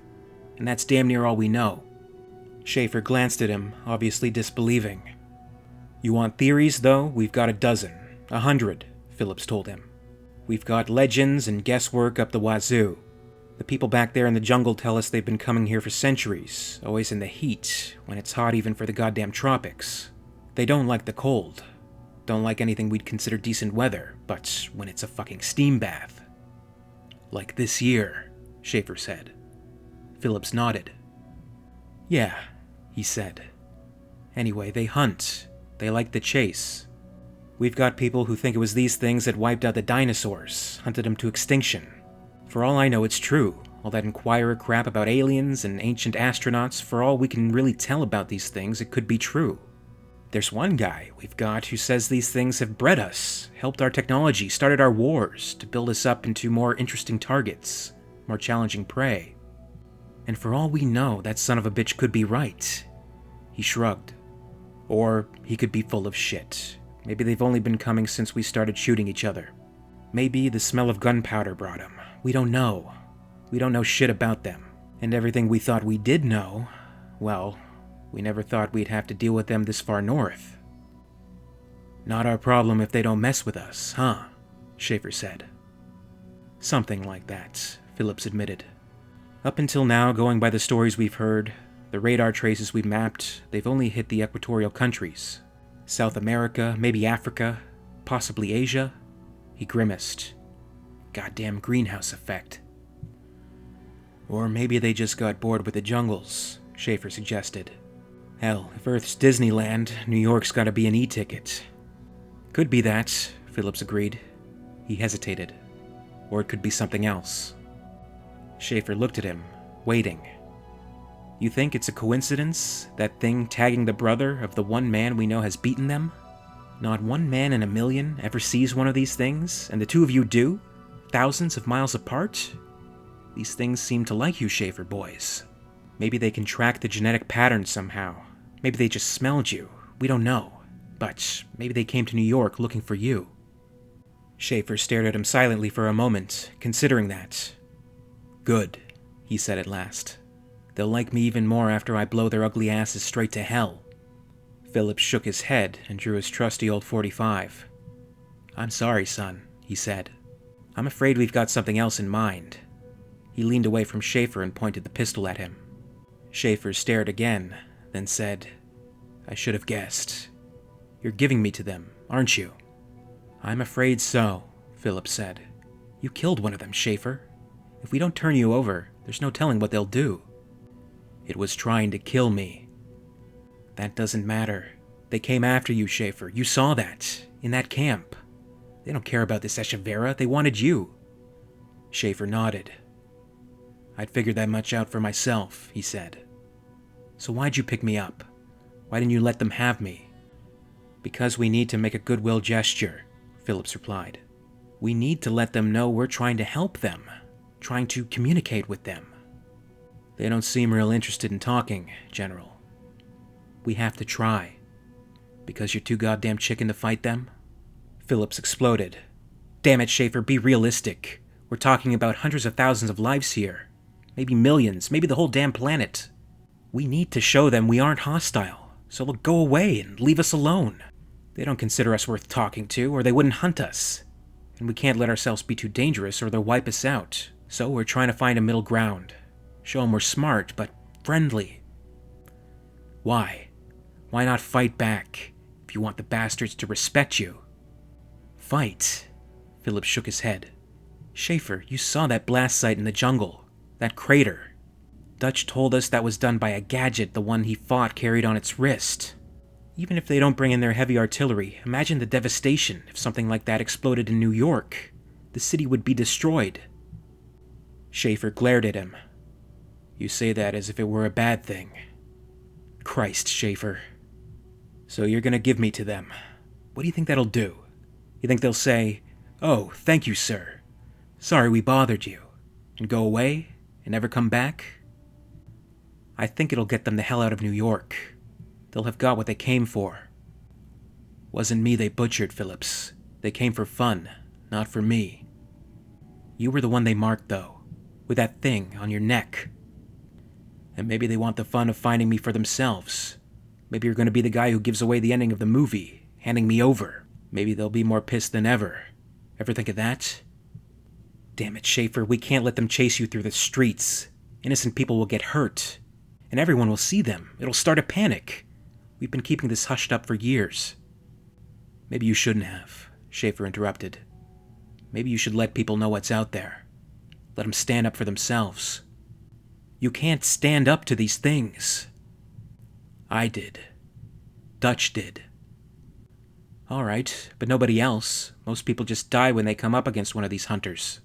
Look, Schaefer, this may be our chance to talk to them, to convince them we're intelligent, to make real contact. They know how intelligent we are, Schaefer said. Which isn't very, in most cases.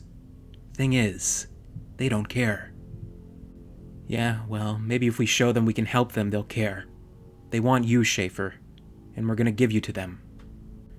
I've got a better idea, General.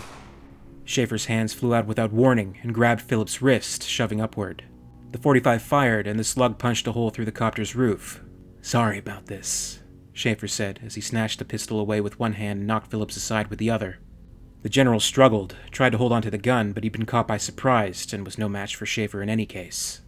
His head hit a steel rib, and the old man folded into an unconscious heap on the floor. Schaefer checked the general's pulse. Phillips was still alive, just out. Then he took the .45, pulled aside the drape separating the passenger compartment from the cockpit, and put the pistol's barrel to the pilot's head. Hi, he said. Where are we headed? The pilot started, looked up, saw the pistol, gulped, and said, Pan Am building. There's a heliport there. The brass are trying to arrange some kind of meeting. Groovy. As we approached the heliport, I counted 6 military types on site. They were trying to keep the operation low-key. Maybe that was their problem. You don't wish this kind of trouble away. You've got to face it. It was time to quit pretending there was some easy solution to our problem. Time to show those ugly mothers who was boss. The landing came off without a hitch, then Schaefer just waited. He didn't open the door. Instead, he stood beside it, waiting, with the pistol still pointed at the pilot. Sure enough, the men who had been waiting on the roof got impatient. One of them slid the door open. Schaefer's fist took him in the face, and in an instant Schaefer was out of the copter and snatching up the M16 the man had been carrying. He stood and faced the others on the rooftop with a weapon ready in each hand and shouted, "Drop 'em." The other 5 hesitated, then, one by one, they dropped their weapons. Schaefer smiled. He was back in control. The aliens weren't here, but they were going to come after him sooner or later, he was sure. And when they did, he'd be ready for them. Not staked out and helpless, but able to give them the fight they probably wanted. Maybe he could convince them not to mess with the Schaefer boys. He might die doing it, of course, but that was nothing new. He could die anytime. "Put on some music and open the bar, boys," he said. "It's party time." Rashi looked up from the Park Avenue sidewalk in angry frustration as the helicopter descended toward the Pan Am building. The damn thing was early. It was only 5:45, and the copter was landing. He didn't have time for subtlety. He'd been thinking about trying to sneak up there with a hidden weapon, maybe a hostage or something, but there was no time to try anything that complicated. Instead, he went for the direct approach. He pulled an automatic rifle out of the collection in the back of the van, slung an ammo belt on his shoulder, and headed for the building. He charged in from the north, the side away from Grand Central, with the rifle in his hands. Terrified late commuters scattered as he ran through the lobby. 5 minutes later, he burst out into the rooftop, shouting, "All right, drop..." Then he saw Schaefer standing there, M16 in hand, guarding half a dozen unarmed men with their hands on their heads. He finished, weakly. "Jesus, Rashi," Schaefer said. "Where the hell have you been?" Rashi stared angrily, then smiled. "Got held up in traffic, Schaefer," he said. "Well, you're here now. Let's get the hell out of here and get on with business." They left Phillips and his men sitting on the roof of the Pan Am building, their wrists tied behind them, and headed for Rashi's rented van. "You want to tell me what happened in Central America? And how you wound up at the Pan Am heliport holding that pop gun on a U.S. Army general?" "Nope." "Okay, it can wait," he said. "Care to tell me what we're going to do now?" Schaefer nodded at the weapons. "We're going to use this stuff to blow those alien shits to hell." "You know, Schaefer, you've been out of town. Maybe you're not up on everything. I've been giving this some thought, and it seems to me we're outgunned." "Why's that?" Schaefer asked, shifting the M16 and glancing at the darkly gleaming weapons in the back. "Come on, Schaefer, you have to ask," Rashi said. "They're invisible. They've got spaceships. They probably have ray guns the way they shot those guys up." "They do," Schaefer agreed. "I've seen them." "You haven't seen their ships, have you?" "Nope." "I have," Rashi told him. "Big ones, cruising over the city. You can see them through that mask you took off the one on Beekman. I don't know how many ships, or how many of those things are in each ship. More than one, though." "So?" "So I'll go through doors with you any day, Schaefer, but we can't take those fuckers on alone. It's suicide." "So who said anything about taking them down alone?" The light changed and Rashi stepped on the gas, trying to figure out what Schaefer was talking about. "Take 4th Avenue, Schaefer said, as Union Square came into sight. He turned around in his seat and began looking through the array of weapons in the back. "You mind telling me where the hell we're going?" Rashi asked. "Car's place." Schaefer put the M16 down and reached back. "Car?"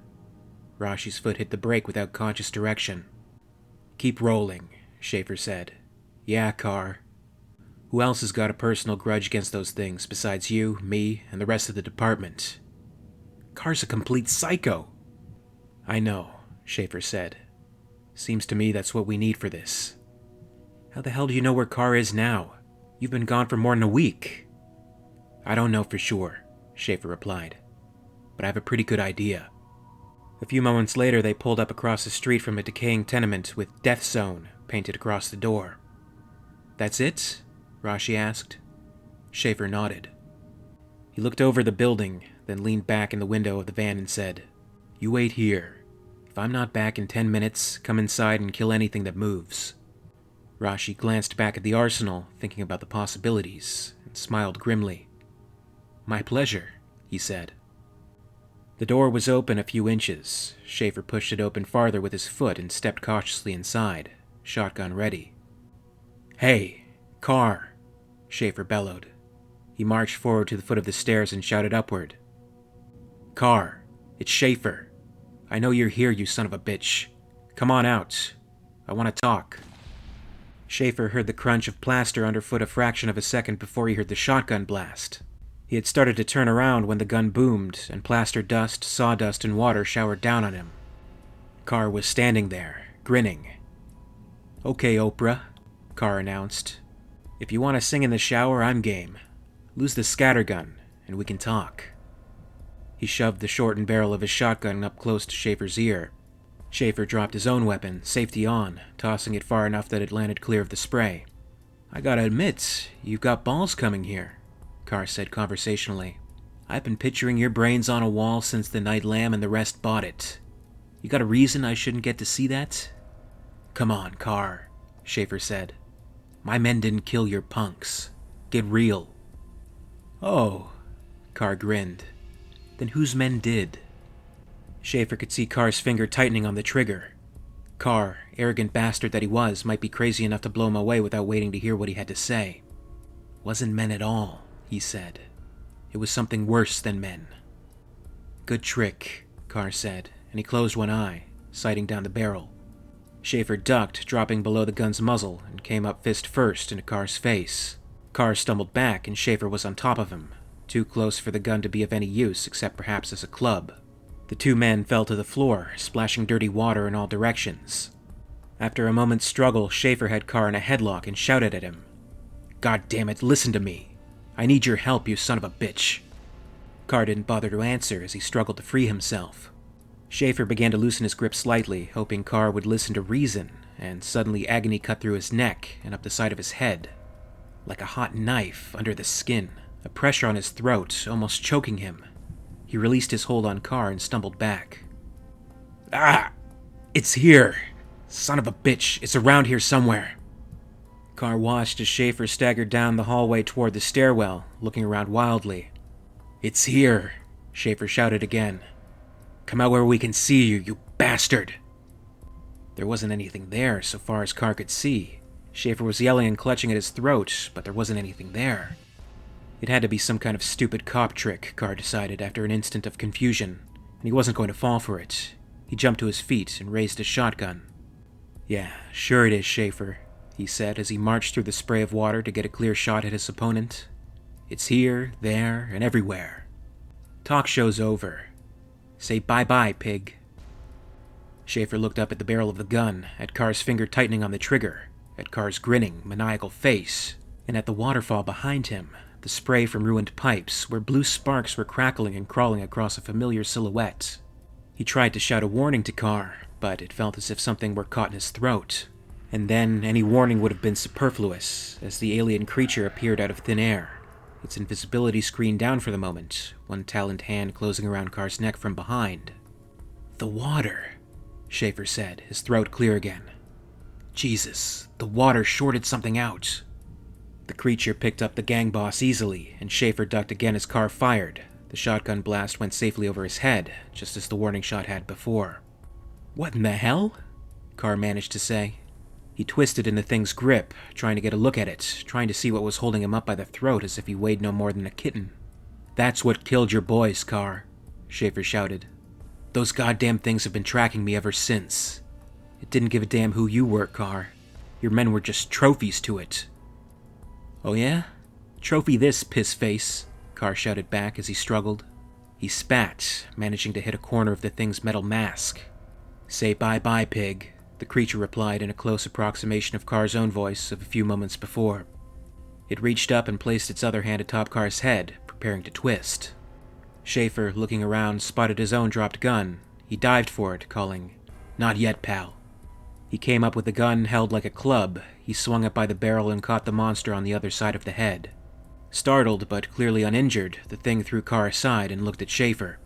The gadget on its shoulder popped up and began to swivel, and Schaefer dived sideways as a blue-white fireball blew a 2-foot hole in the wall. He rolled and brought the shotgun up, and realized the barrel was bent. The action twisted it into uselessness. He'd hit the alien harder than he realized. "Come on, then," Schaefer said, crouching, bracing himself. "This is what you've been waiting for, isn't it? Your chance to get the one that killed your buddy? Your shot at one of the tough ones? Go ahead, then. Finish it." "Let's not and say we did," called a voice from the shadows by the building's front door, a good 30 feet away. The creature started to turn. "You're under arrest," Rashi began, as he raised and sighted in the Soviet-built shoulder-mount anti-tank gun he had hauled in from the van. God only knew what the Jamaicans had thought they wanted with something like that. Then he took a good look at the creature and said, "Screw it." He pulled the trigger, and the rocket tore through the intervening distance in a fraction of a second. Still, Schaefer thought the alien might have been able to dodge. It was fast enough. He'd seen that. But it didn't dodge. Maybe it was too surprised. The thing's body shielded Schaefer from the worst of the blast, but the entire building shook, and the walls on either side of the hallway buckled outward. Plaster and shattered wood showered down. "Any of this sinking in, then?" Schaefer asked Carr. "Or are you twice as stupid as you look?" "Oh, I get the picture," Carr said. "And okay, maybe your cops didn't trash my men and take out Lamekins. But that thing's pieces, right? So it's over." Schaefer shook his head. "That's what I thought the first time." Rashi, emerging from the van with the alien mask in his hand, called out, "It's not over, Carr. Remember that old Carpenter song? We've only just begun." He held up the mask, scanned the streets with it, then turned his attention to the dark skies above. He growled, then handed the mask over to Schaefer. "Over there," he said, pointing. "Coming this way." Schaefer looked, tracking the approaching ship's movement, and nodded. "They're not going to be very happy when they find what's left of their buddy," he said. "That's 2 down and counting." He handed the mask back to Rashi. "What are you two looking at?" Carr demanded. "There's nothing out there." Rashi ignored him. He was watching the red-gold shape coming in over the rooftops, coming toward them. It was coming in low and descending even farther. "Not very happy at all," Rashi said. "Shut up and run, Carr." He took his own advice and sprinted for the van. "Get down," Schaefer shouted as something flashed. The 3 men dived to the pavement as the building behind them erupted into white fire and flying brick. Rashi rolled over and looked through the mask. The ship had veered off and was looping back for another pass. The building's facade had a 10-foot hole in it where the door had been a moment before, a hole full of dust, firelight, and clattering brick fragments. "Come on," he called, leading the way toward an alley that he hoped would provide some shelter. The ship came back for its second run, and it was immediately obvious that the first had been a sighting shot. This time the thing laid down a deafening barrage of blue-white fire that had cut the entire building to bits. The 3 men stared, dumbfounded. "Jesus," Rashi muttered as the ship ceased its fire. It was past the building now, no longer had a clear shot. "So much for urban renewal," he said. "No yuppie's ever going to want to gentrify that place. And no one's going to salvage anything out of that dead one," Schaefer said grimly. "They're making sure no one gets a trophy out of one of their own." "What the hell?" Carr shrieked. "What did that? What are we up against? I don't fucking see anything." "Here, have a peek," Rashi said, thrusting the mask in front of Carr's face and directing his gaze. Carr stared up at the departing spaceship. "Wild, huh?" Rashi asked, glancing at Carr. "Just like War of the Worlds." Schaefer snorted. "They all died of a cold in that one, Rashi. But I didn't notice that thing reaching for a Kleenex, did you?" Carr grunted, and Rashi took the mask back. "The feds are scared of them," Schaefer said. "So it's going to be up to us to bring them down. Let them know they aren't welcome here." He looked around. "We have to get off the streets, find some place to make a stand." Rashi nodded. He scanned the sky quickly. "I don't see it right now," he said. "Let's get in the van and move. Talk while we drive." "They can track me," Schaefer said, gesturing toward his neck. "I know that," Rashi said. "But maybe not that fast. Come on." Schaefer nodded, and the 3 men ran for the van. Rashi took the driver's seat, Schaefer took shotgun, and Carr climbed back between the seats and saw the weapons. "Jesus," he said. "You've got more stuff back here than I have in the whole goddamn city." "That's the point," Schaefer said. "When those things have swept up what's left of their pal, all hell's gonna break loose, and we're gonna need all the manpower we can put on the streets if we want to still be standing when they're done. That's what I came after you for in the first place, Carr. We want you and your boys to help us." Carr stared at him for a moment. "Why us?" he asked. "I mean, we aren't exactly your buddies, Schaefer. I always figured you'd like to see me dead. Hell, I know I'd like to see you dead." "Yeah, well, I need manpower, and your people may be scum, but at least they've got some guts," Schaefer said. "So I'm offering a truce, just till these alien geeks are gone. After that, it's back to business as usual. I'd have figured for something like this you'd call out the goddamn army, not come looking for me." "The army's scared. They figure to let the aliens do what they want, and when they're done, they'll go home. Rashi and I don't think that way. If those things are having fun, why would they leave? So here you are, talking to me.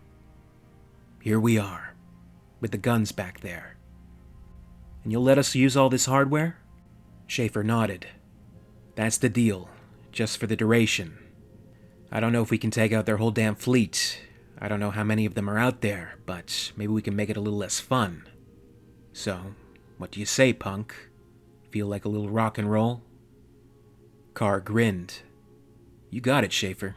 Cops, aliens, I don't care who it is. No one offs my men without some serious payback. You supply the guns and let me handle the rest." The Sunday traffic was light as we cruised into Midtown. Dark clouds were rolling in, and you could almost touch the moisture in the air. The heat wave was over. Our police scanner picked up scattered radio reports from the South Bronx. Carr's building was gravel by the time the authorities made the scene. I wondered how they could tell the difference. Carr borrowed my MCI card while we made a pit stop at Schaef's favorite deli. I felt a little weird, dealing with a freak like Carr, but we didn't have much choice. He's gonna run up God knows how much of a bill, and I'll never get reimbursed. You know what an asshole Macomb is about unauthorized expenses. That son of a bitch could be calling his mother in Hong Kong for all I know. Yeah, Schaefer said. But it's more likely he's calling every cheap hood, dope dealer, and gangbanger on the Lower East Side. And next month you'll have an itemized bill right there in your mailbox with every one of their private numbers on it. Ever think of that? He smiled thinly. Carr's just as stupid as he is cheap. Rashi shut up, reluctant to admit that no, he hadn't thought of it. They got the van rolling, and Rashi followed Carr's directions, arriving a few minutes later at the entrance ramp to the lower levels of a parking garage a few blocks farther up 3rd. Somehow, Rashi found it appropriate to be meeting Carr's friends below street level. "This is the place," Carr said as Rashi pulled onto the ramp. Rashi stopped. "What?" he said. "We need the password or something?" "No," Carr said. "You two wait here. I'll drive down alone, then we'll see. My people were expecting a blow-off, yeah, but against cops, not a bunch of little green men. Some of them aren't always easy to convince. You gotta give me some time to sell this." "You've gotta be kidding," Rashi protested. "We're carrying enough ordnance here to start a small war. I'm not gonna let you pass it out to your scumbag pals like party favors." Carr grinned, and Rashi wished he had the strength and the nerve to knock those teeth out. "Let him go," Schaefer said, as he picked up the mask and his appropriated M16 and opened his door. "Do it his way for now, and if there's any problems, we'll kill him first." He got out of the van. "Wow, ultimatums," Carr said. "My little heart's palpitating in fear. Maybe when this is over, Schaefer, we can get together and see who's really king of the hill." Schaefer grinned back at him, and Rashi reluctantly climbed out of the van. Carr slid into the driver's seat and started the van down the ramp, and Rashi and Schaefer watched him go. "I'd like that, Carr," Schaefer said quietly. "I'd like it a lot." Rashi sat down on the narrow curb at one side of the tunnel. He glanced down after the van but could see nothing. The entrance ramp curved. He sighed. He glanced at his watch and saw it was midnight. Carr's calls had taken well over an hour. "It's funny," he said. "Those things are way past us, technologically. Their ships make the space shuttle look like a matchbox toy. They've got ray guns and invisibility and God knows what else. And yet they still get off on hunting and killing things. They take trophies. They seem to love blood and pain. I wonder why. I mean, shouldn't they be more advanced than us, socially, as well as technologically? Wouldn't they have outgrown all that?" Schaefer glanced at him, then went back to staring down the tunnel. "You think that's something you outgrow, Rashi?" he asked a moment later. "Isn't it?" "Maybe." Schaefer paused for a moment, then said, "Maybe they're just like us. Technology removes us from our true selves, lets us pretend we don't have to kill to eat, lets us forget we're all a bunch of killer apes. It takes us away from the beast inside. People talk about getting back to nature, and they just mean going out in the woods somewhere and treating it like a fucking garden. A bunch of birds and bunnies and flowers, and they forget that Mother Nature's a bitch. That claws and fangs and blood are natural, and gardens aren't. Nature's a jungle, not a garden." "Well," Rashi began. Schaefer cut him off. "Maybe those things up there don't forget what nature's like. Maybe the hunt is their way of getting back to nature, their way of keeping the beast alive, keeping that competitive edge that lets them develop their spaceships and ray guns. Maybe they need an edge. Maybe they're worried about natural selection selecting them out if they get soft. Maybe the whole goddamn galaxy's a fucking war zone, a big bloody free-for-all, the law of the jungle on a cosmic scale, and those bastards need to stay tough to survive." He shrugged. "Or maybe," he added, after a second's pause, "maybe they're just naturally sadistic sons of bitches." Rashi stared up at his partner. That was about the longest speech he'd ever heard from Schaefer. "You really think we can beat them?" he asked. Schaefer didn't answer. He raised a hand for silence. Rashi listened. Footsteps were approaching, coming up the ramp. Rashi turned and watched as Carr came into view, an assault rifle slung on his shoulder, a machine pistol on his belt. At least a dozen other young men were beside and behind him, all of them armed to the teeth with the contents of Rashi's van, with weapons Bernie had given him. Everything the Somalis had sold the Jamaicans, all of it loaded and ready to go. Ammunition belts were draped across tattooed chests, automatic weapons were tucked under muscular arms, shotguns were clutched in sweaty hands. "Hey, Schaefer," Carr called. "We put it to a vote, and it was unanimous. Humans 1, alien shit 0. Schaefer smiled, a humorless baring of teeth that Rashi didn't like at all. "Good," he said. "So listen up while I tell you what you're up against. The things we're fighting are invisible, except through one of these." He held up the alien mask. "They all wear them. I figure they're invisible to each other without them, same as they are to us. You'll see a weird shimmer in the air when they're near. Aim for it with all you've got. And don't wait. These things are bigger and stronger and faster than you are. And I don't care how big and strong and fast you think you are, they're more. Any questions?" "Hell," another man said, hefting a tripod-mounted, belt-fed machine gun. "I didn't come here to hear no fairy stories about invisible boogeymen. Why don't we flash this pig and test fire our new toys over in the Diamond District?" He turned and looked around at the others for support. Schaefer stared at the man for a second, then lashed out without warning, a single blow of the fist. The man went down and lay gasping on the asphalt. "Any more questions?" Schaefer demanded as he picked up the mask again. "Yeah," Rashi said. "How are you planning to find them? How are we going to lure them in when we can't get at them? Showgirls and dancing bears? A big sign? Today only? Everything half price to killer aliens?" "I had an idea on that," Schaefer said. "A couple of ideas, actually. First off, you said you saw them cruising over the city, right?" "Right," Rashi said, not sure where Schaefer was going with this. "So they aren't hiding. They don't realize we can actually see them through this thing. They've got no reason to hide. They're probably still up there, cruising around. All we have to do is watch. Second thing, they're still tracking me." He touched the device on his neck. "I figure they're probably cruising over this place every few minutes, keeping an eye on me." "So they're cruising overhead," Carr said. "You didn't bring us a goddamn F-16, Schaefer. How the hell do we get them down here?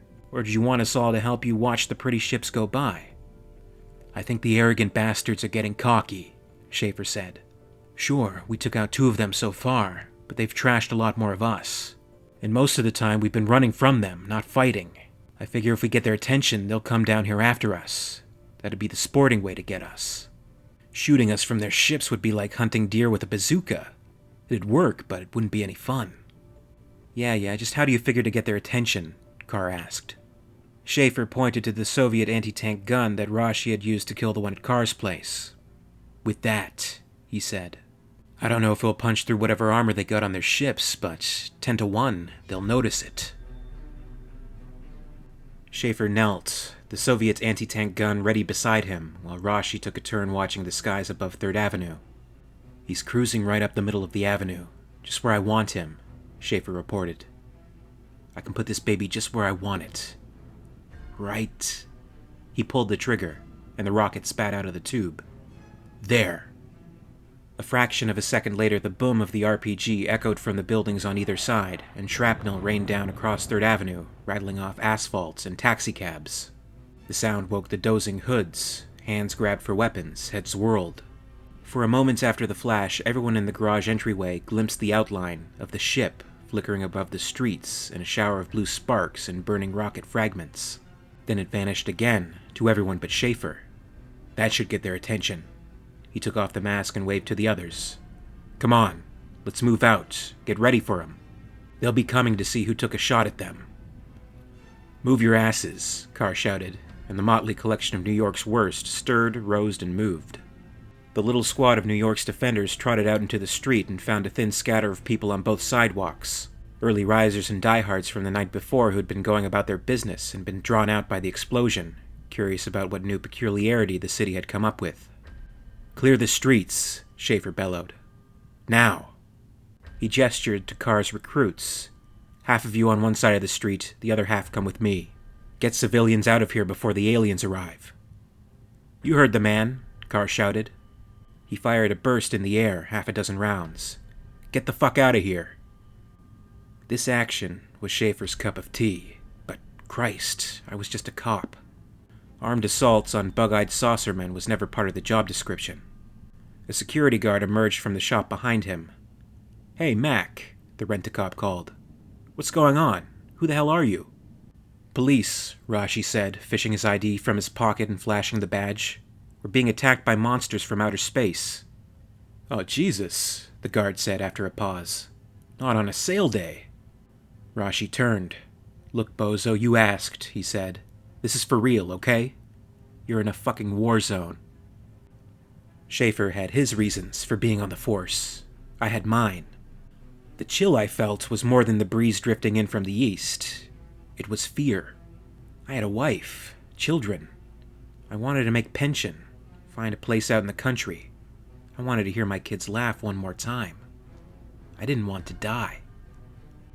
Rashi was beginning to think seriously about why he was still there, why he hadn't turned and run for his life, when he heard sirens. "Oh, damn," he said. Someone must have called in about the explosion and the lunatics running around with guns. Maybe a prowl car had seen something. Whatever the reason, the cops were coming. And somehow, Rashi didn't think they were coming to join the war against the monsters. The familiar blue cars were charging up 3rd Avenue in an unbroken phalanx, lights flashing and sirens at full blast. And Rashi was in deep shit with the department. He knew that. McComb was in with the feds on this, siding with the monsters in hopes they'd go home happy. And even if no one cared about that, Rashi had walked off with about half a ton of illegal heavy weapons from a police lab, and he'd passed them out to a bunch of the worst hoods in the city. And sure enough, just as Rashi had expected, it was Captain McComb, wearing a flak jacket and carrying a bullhorn, who climbed out of the lead unit. "This is Captain McComb of the New York Police Department," he announced. "We have the area sealed off. You're surrounded. You have 10 seconds to throw down your weapons and give yourselves up, and then we're coming in after you." Schaefer stepped off the curb, M16 in one hand, the alien mask in the other. "You don't know what you're doing, McComb," he called. "Those things have to be stopped." "What in the hell?" McComb asked. He snatched a shotgun from the car and pointed it at Schaefer. "Schaefer? You're running this?" "Someone has to." "You've lost it this time, Schaefer," McComb shouted. "I'll probably make Assistant Chief for taking you out, and I'm going to enjoy it." He raised a shotgun. "Last chance, Schaefer. Drop the..." Then, as Rashi watched from the camera shop doorway, several things happened simultaneously. Schaefer suddenly jerked his neck sideways and clutched at his neck, at the device embedded there. McComb stopped in mid-sentence and stared, open-mouthed, up the avenue. A shadow appeared from nowhere, instantly covering the full width of the avenue, blocking out the pink light of dawn. Schaefer twisted to look behind himself, up at the immense spaceship that rested heavily on the pavement of 3rd Avenue, its central landing rib gouging into the asphalt, its curving surfaces shading the street and almost touching the buildings on either side. "Well, what do you know?" Schaefer said. "Company." For a few seconds, everyone on the street or huddled in the doorways stared silently up at the ship. It had not landed, it had simply appeared. Rashi realized it must have landed while still invisible, and once it was down, the aliens had turned their gadget off. He felt a sudden renewed chill. If the creatures were giving up an advantage like that. Then, the first blast struck. One of the police cruisers exploded in blue-white fire, and, an instant later, exploded again in yellow flame as the gas tank detonated. Cops ducked and dived in all directions, looking for cover. That had apparently been a test shot. Before the echoes had died away, the actual barrage began. Blue-white flared up on all sides as vehicles were scattered like toys and building facades were crumbled. Schaefer ran, dodged, and dived for cover, landing beside Rashi in the shelter doorway of the camera shop. "Jesus," he said as he sprawled on the sidewalk. "I think they're upset." "This isn't just for fun, Schaefer," Rashi shouted. "They're going to bring down half the city." "You know," he said thoughtfully, "maybe I was wrong. Maybe they aren't upset. I think they're just clearing the area so we won't ambush them as they emerge. Hell, if they chase enough people away, maybe I'll finally be able to afford a decent apartment." Rashi was too shocked to react to Schaefer's attempt at humor. Then, abruptly, the barrage stopped. Echoes rolled away down the avenue and up the streets on either side. In the sudden silence, the survivors on the ground peered cautiously from whatever shelter they had found. "Now what?" Rashi asked. Now they come out after us, Schaefer replied. That was just to drive us back. Look. Rashi looked and saw an opening appear on the side of the ship. Something shimmered in the shadow there, then the shimmer dropped to the street below. A second shimmer followed, and a third. Rashi ducked back out of sight. McComb frantically radioed for backup. Sweet Jesus, we need help down here. I've never seen anything like it. And then, suddenly, one of the creatures was standing over him, looking down, its face hidden behind a metal mask. What? What are you? McComb gasped. The monster didn't answer. The weapon on its shoulder swiveled, aimed, and fired, blowing a hole through Captain McComb's chest. There's one of them, one of Carr's men shouted. Over there. He lifted his Uzi and sprayed bullets at the creature standing over the dead cop. It flickered and vanished. The hood stopped firing, lowered the gun, and stared. Jesus, he said. Then the blue-white bolt from the shoulder cannon tore through his side, spinning him off his feet. He was dead by the time he hit the sidewalk. McComb's dead, Rashi shouted. And we're next, if we don't keep moving, Schaefer said. He stared through the mask. They're not keeping any kind of formation. They're just milling around out there, picking targets at random. If we can lay down a fire pattern, drive them back. He looked around for allies and spotted a cluster of Carr's men spraying bullets in all directions. Lay down a pattern, he shouted. Push them back toward the ship. The thugs paid no attention. Schaefer swore and charged out toward them, firing wildly to cover his own movements. He had almost reached the group of outlaws when the shape of one of the aliens, red and gold through the mask, reared up before him. Oh shit. The thing hit him with the back of its hand, sending him flying. Then, when he landed, it stepped over to him, reached down, and snatched the mask away from him. That finally got the attention of the nearby humans, and a barrage of gunfire drove the monster away before it could finish him. Damn, Schaefer said as he crawled for shelter. Helmet's gone, we're blind, and they know it. Blue-white cannon fire took down two of Carr's recruits, and in the instant's distraction, Rashi dashed forward to help Schaefer up from the pavement. Together, the two ran for shelter. A wild shot tore through Rashi's shoulder, and he fell back, shattering what remained of a broken display window. Schaefer called his name and looked wildly about for somewhere he could take his fallen partner, somewhere safe. He didn't see anything like safety, but he did see reinforcements coming. At least, he hoped they were reinforcements.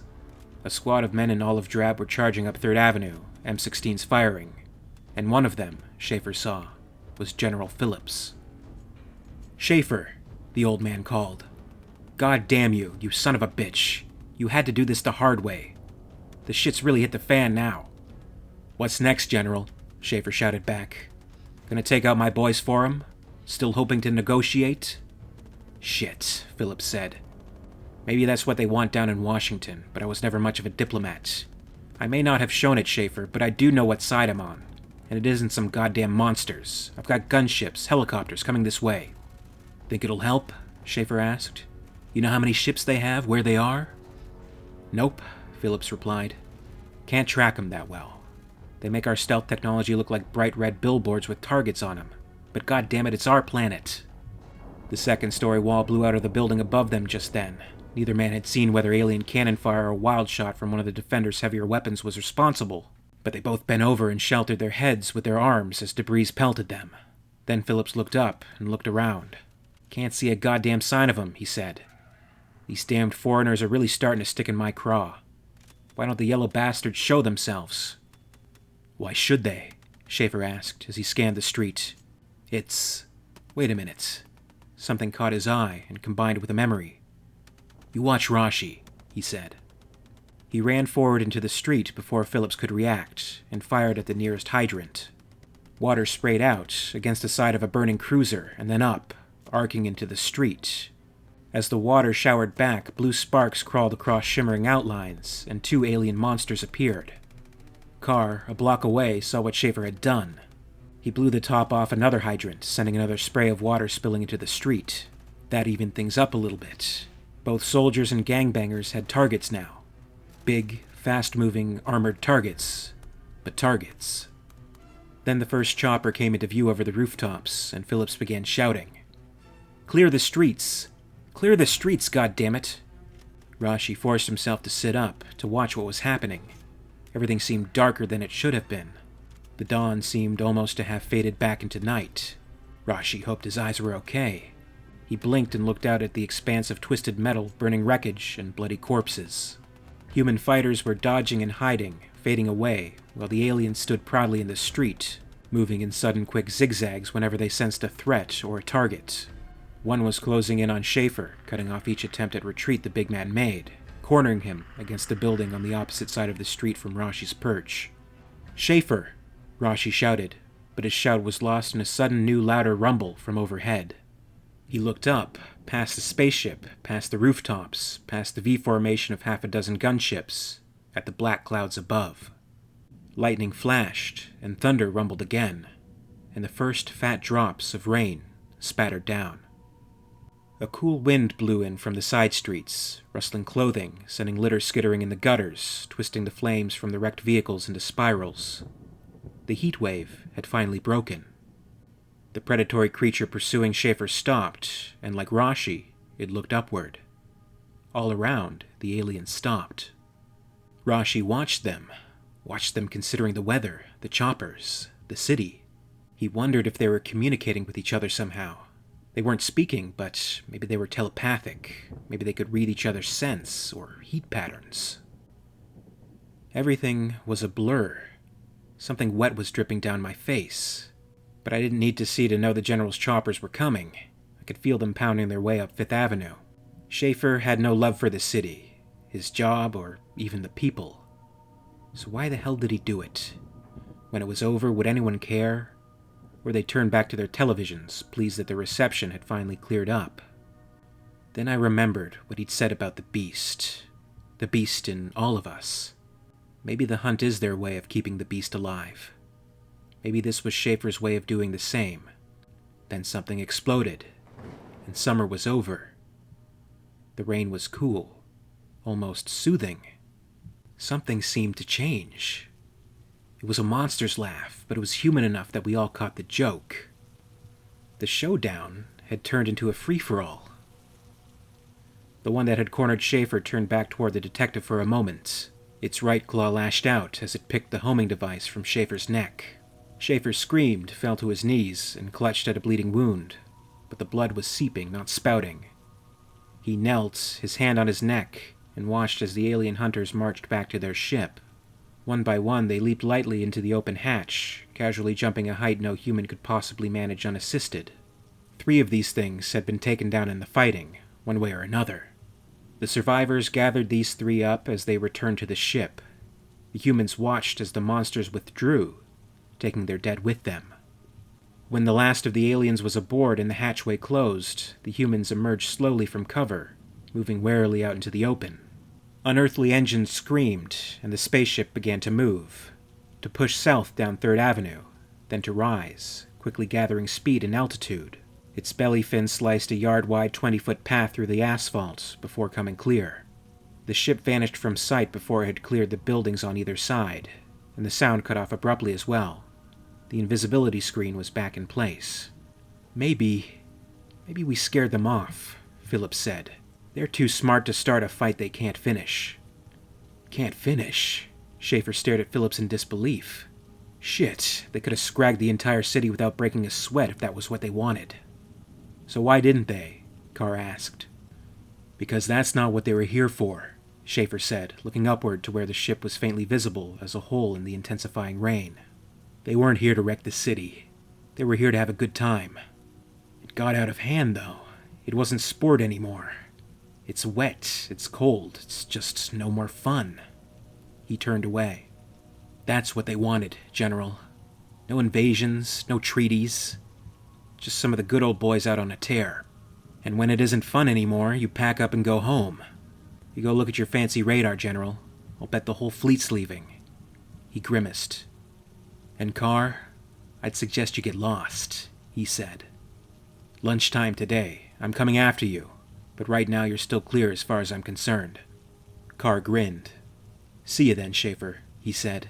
He turned away and began swaggering west on 37th, a machine gun on his shoulder, and Schaefer and the soldiers just watched him go.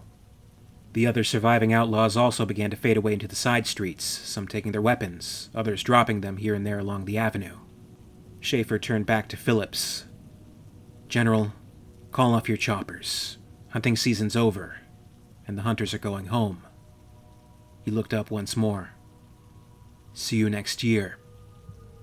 Schaefer looked around and saw half-demolished buildings on either side, wreckage strewn along a dozen blocks of pavement, abandoned weapons and dead bodies lying about, not yet collected or covered. Fires were still burning in several places, despite the steady rain.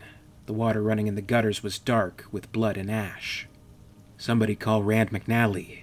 Their tourist brochures are going to need a quick rewrite," Schaefer said. He found Rashi, helped him up. "Come on, partner. Let's get you out of here." "Partner my ass," Rashi said. "Only until I have a chance to resign. To hell with making pension. Soon as they let me out, I'm taking Sherry and the kids and going somewhere safe. You know, Beirut, South Central Los Angeles. Anywhere except New York." Schaefer smiled down at him, the warmest smile Rashi had ever seen on that stony face. "Suit yourself," Schaefer said. "You done good here." Then he turned to Phillips, who had been directing the military side of the mopping up. "Starting the cover-up?" he asked. "Best we can," Phillips said. "After all, you think we can tell anyone what happened here? We've got no evidence. Those things didn't leave any of their fancy hats behind. Not so much as a pocket knife. No one's going to believe it unless they saw it. Seems to me you have enough witnesses on this one. You could convince people if you tried." Phillips shook his head. "We don't want to convince anyone. What good would it do? We chased the bastards away." "They'll be back," Schaefer said. "You seem mighty damn sure of that. You seem to think you understand these critters." Schaefer looked up at the clouds. "I think I do understand them, General. They're hunters. If a few hunters run up against the wrong prey and get themselves killed, you don't just shut down the game preserve. You issue a few warnings, make sure the next group's got the best equipment and some common sense. And the other hunters aren't scared off. You must know that. They take it as a challenge. We've made Earth more fun than ever. Do you realize that? Sure, they lost a few, but that just adds to the excitement. The cities have the jungles beat to all hell for excitement. I figure they tried New York as an experiment, and believe me, from their point of view it was a rip-roaring success. So you bet on it, General. They'll be back all right, and in a city. Maybe not here in New York, but somewhere. And the next batch may be tougher. And we're gonna try like hell to be ready for 'em," Phillips said. "But you're keeping it hushed up," Schaefer said. "You aren't gonna warn anyone?" Phillips shook his head. "Nope. We issue warnings, trigger-happy farmers will start shooting their neighbors every time it gets warm. We'll leave it to the professionals to handle this." He sighed. "It'd be easier if we understood something about that technology of theirs." "Maybe next time you can get your hands on some samples," Schaefer said. He looked around. "So how you gonna explain this?" "Plane crash," Phillips said immediately. "Fighter came down, blew up, threw a bunch of ammunition around. Terrorist sabotage suspected. Think it'll play?" Schaefer stared at him for a moment, then back at the wreckage. "Yeah, that'll play," he said. He shook his head. "Good luck with your lies, General." Then he started walking away, guiding his injured partner. "Hey," Phillips called angrily. "Wait a minute. Where the hell do you think you're going? We've got some questions for you, Schaefer." "Stuff it, General," Schaefer called back. "God damn it, Schaefer," the old man shouted. "Manhattan's a disaster area. A dozen blocks of Midtown have been leveled, and you just walk away? New York will never be the same." Schaefer paused and turned back. He smiled at Phillips, not the warm smile he'd given Rashi, but an expression that might as well have been carved from ice. "You say that as if it were a bad thing." Predator Concrete Jungle was written by Mark Verheiden, with art by Chris Warner, Ron Randall, Sam De La Rosa, Randy Emberlin, and Chris Chandler. The novelization was written by Nathan Archer. This was the first Predator story to follow the original Predator film, published by Dark Horse Comics in 1989. It made its way to fans a year before the sequel, which used a similar concept of a predator hunting in a major city. Detective Schaefer for some time became a key character featured in the comic series, also appearing in stories Predator Cold War, Predator Dark River, and very recently made a return in Predator Hunters 3. For more on Concrete Jungle, including a profile on Schaefer, General Phillips' secret operations to monitor Yautja activity, and the jungle showdown between the detective and the hunter, please see the playlist on the end screen and linked in the description below. As always, I'd like to thank you very much for watching. I really appreciate it, and if you enjoyed this video, please make sure to give it a like, and you can also subscribe for all the latest videos from Alien Theory. A very, very special thanks goes out to WEYLAND YUTANI executives, EmYarUk, Mark Fox, and in the Ellen Ripley tier of excellence, Lady Anne. My thanks also goes out to the Hive Queens, Ronni, Jensen, Alyssane, and Jackson roesch, all part of the Patreon Hive. If you'd like to join the Hive and support the channel, check out my Patreon page for exclusive posts and contests. And in the meantime, you can catch up with Alien Theory over social media. Follow @alien_theory on Twitter and @alientheoryyt on Facebook and Instagram for more. And until next time, this is Alien Theory, signing off.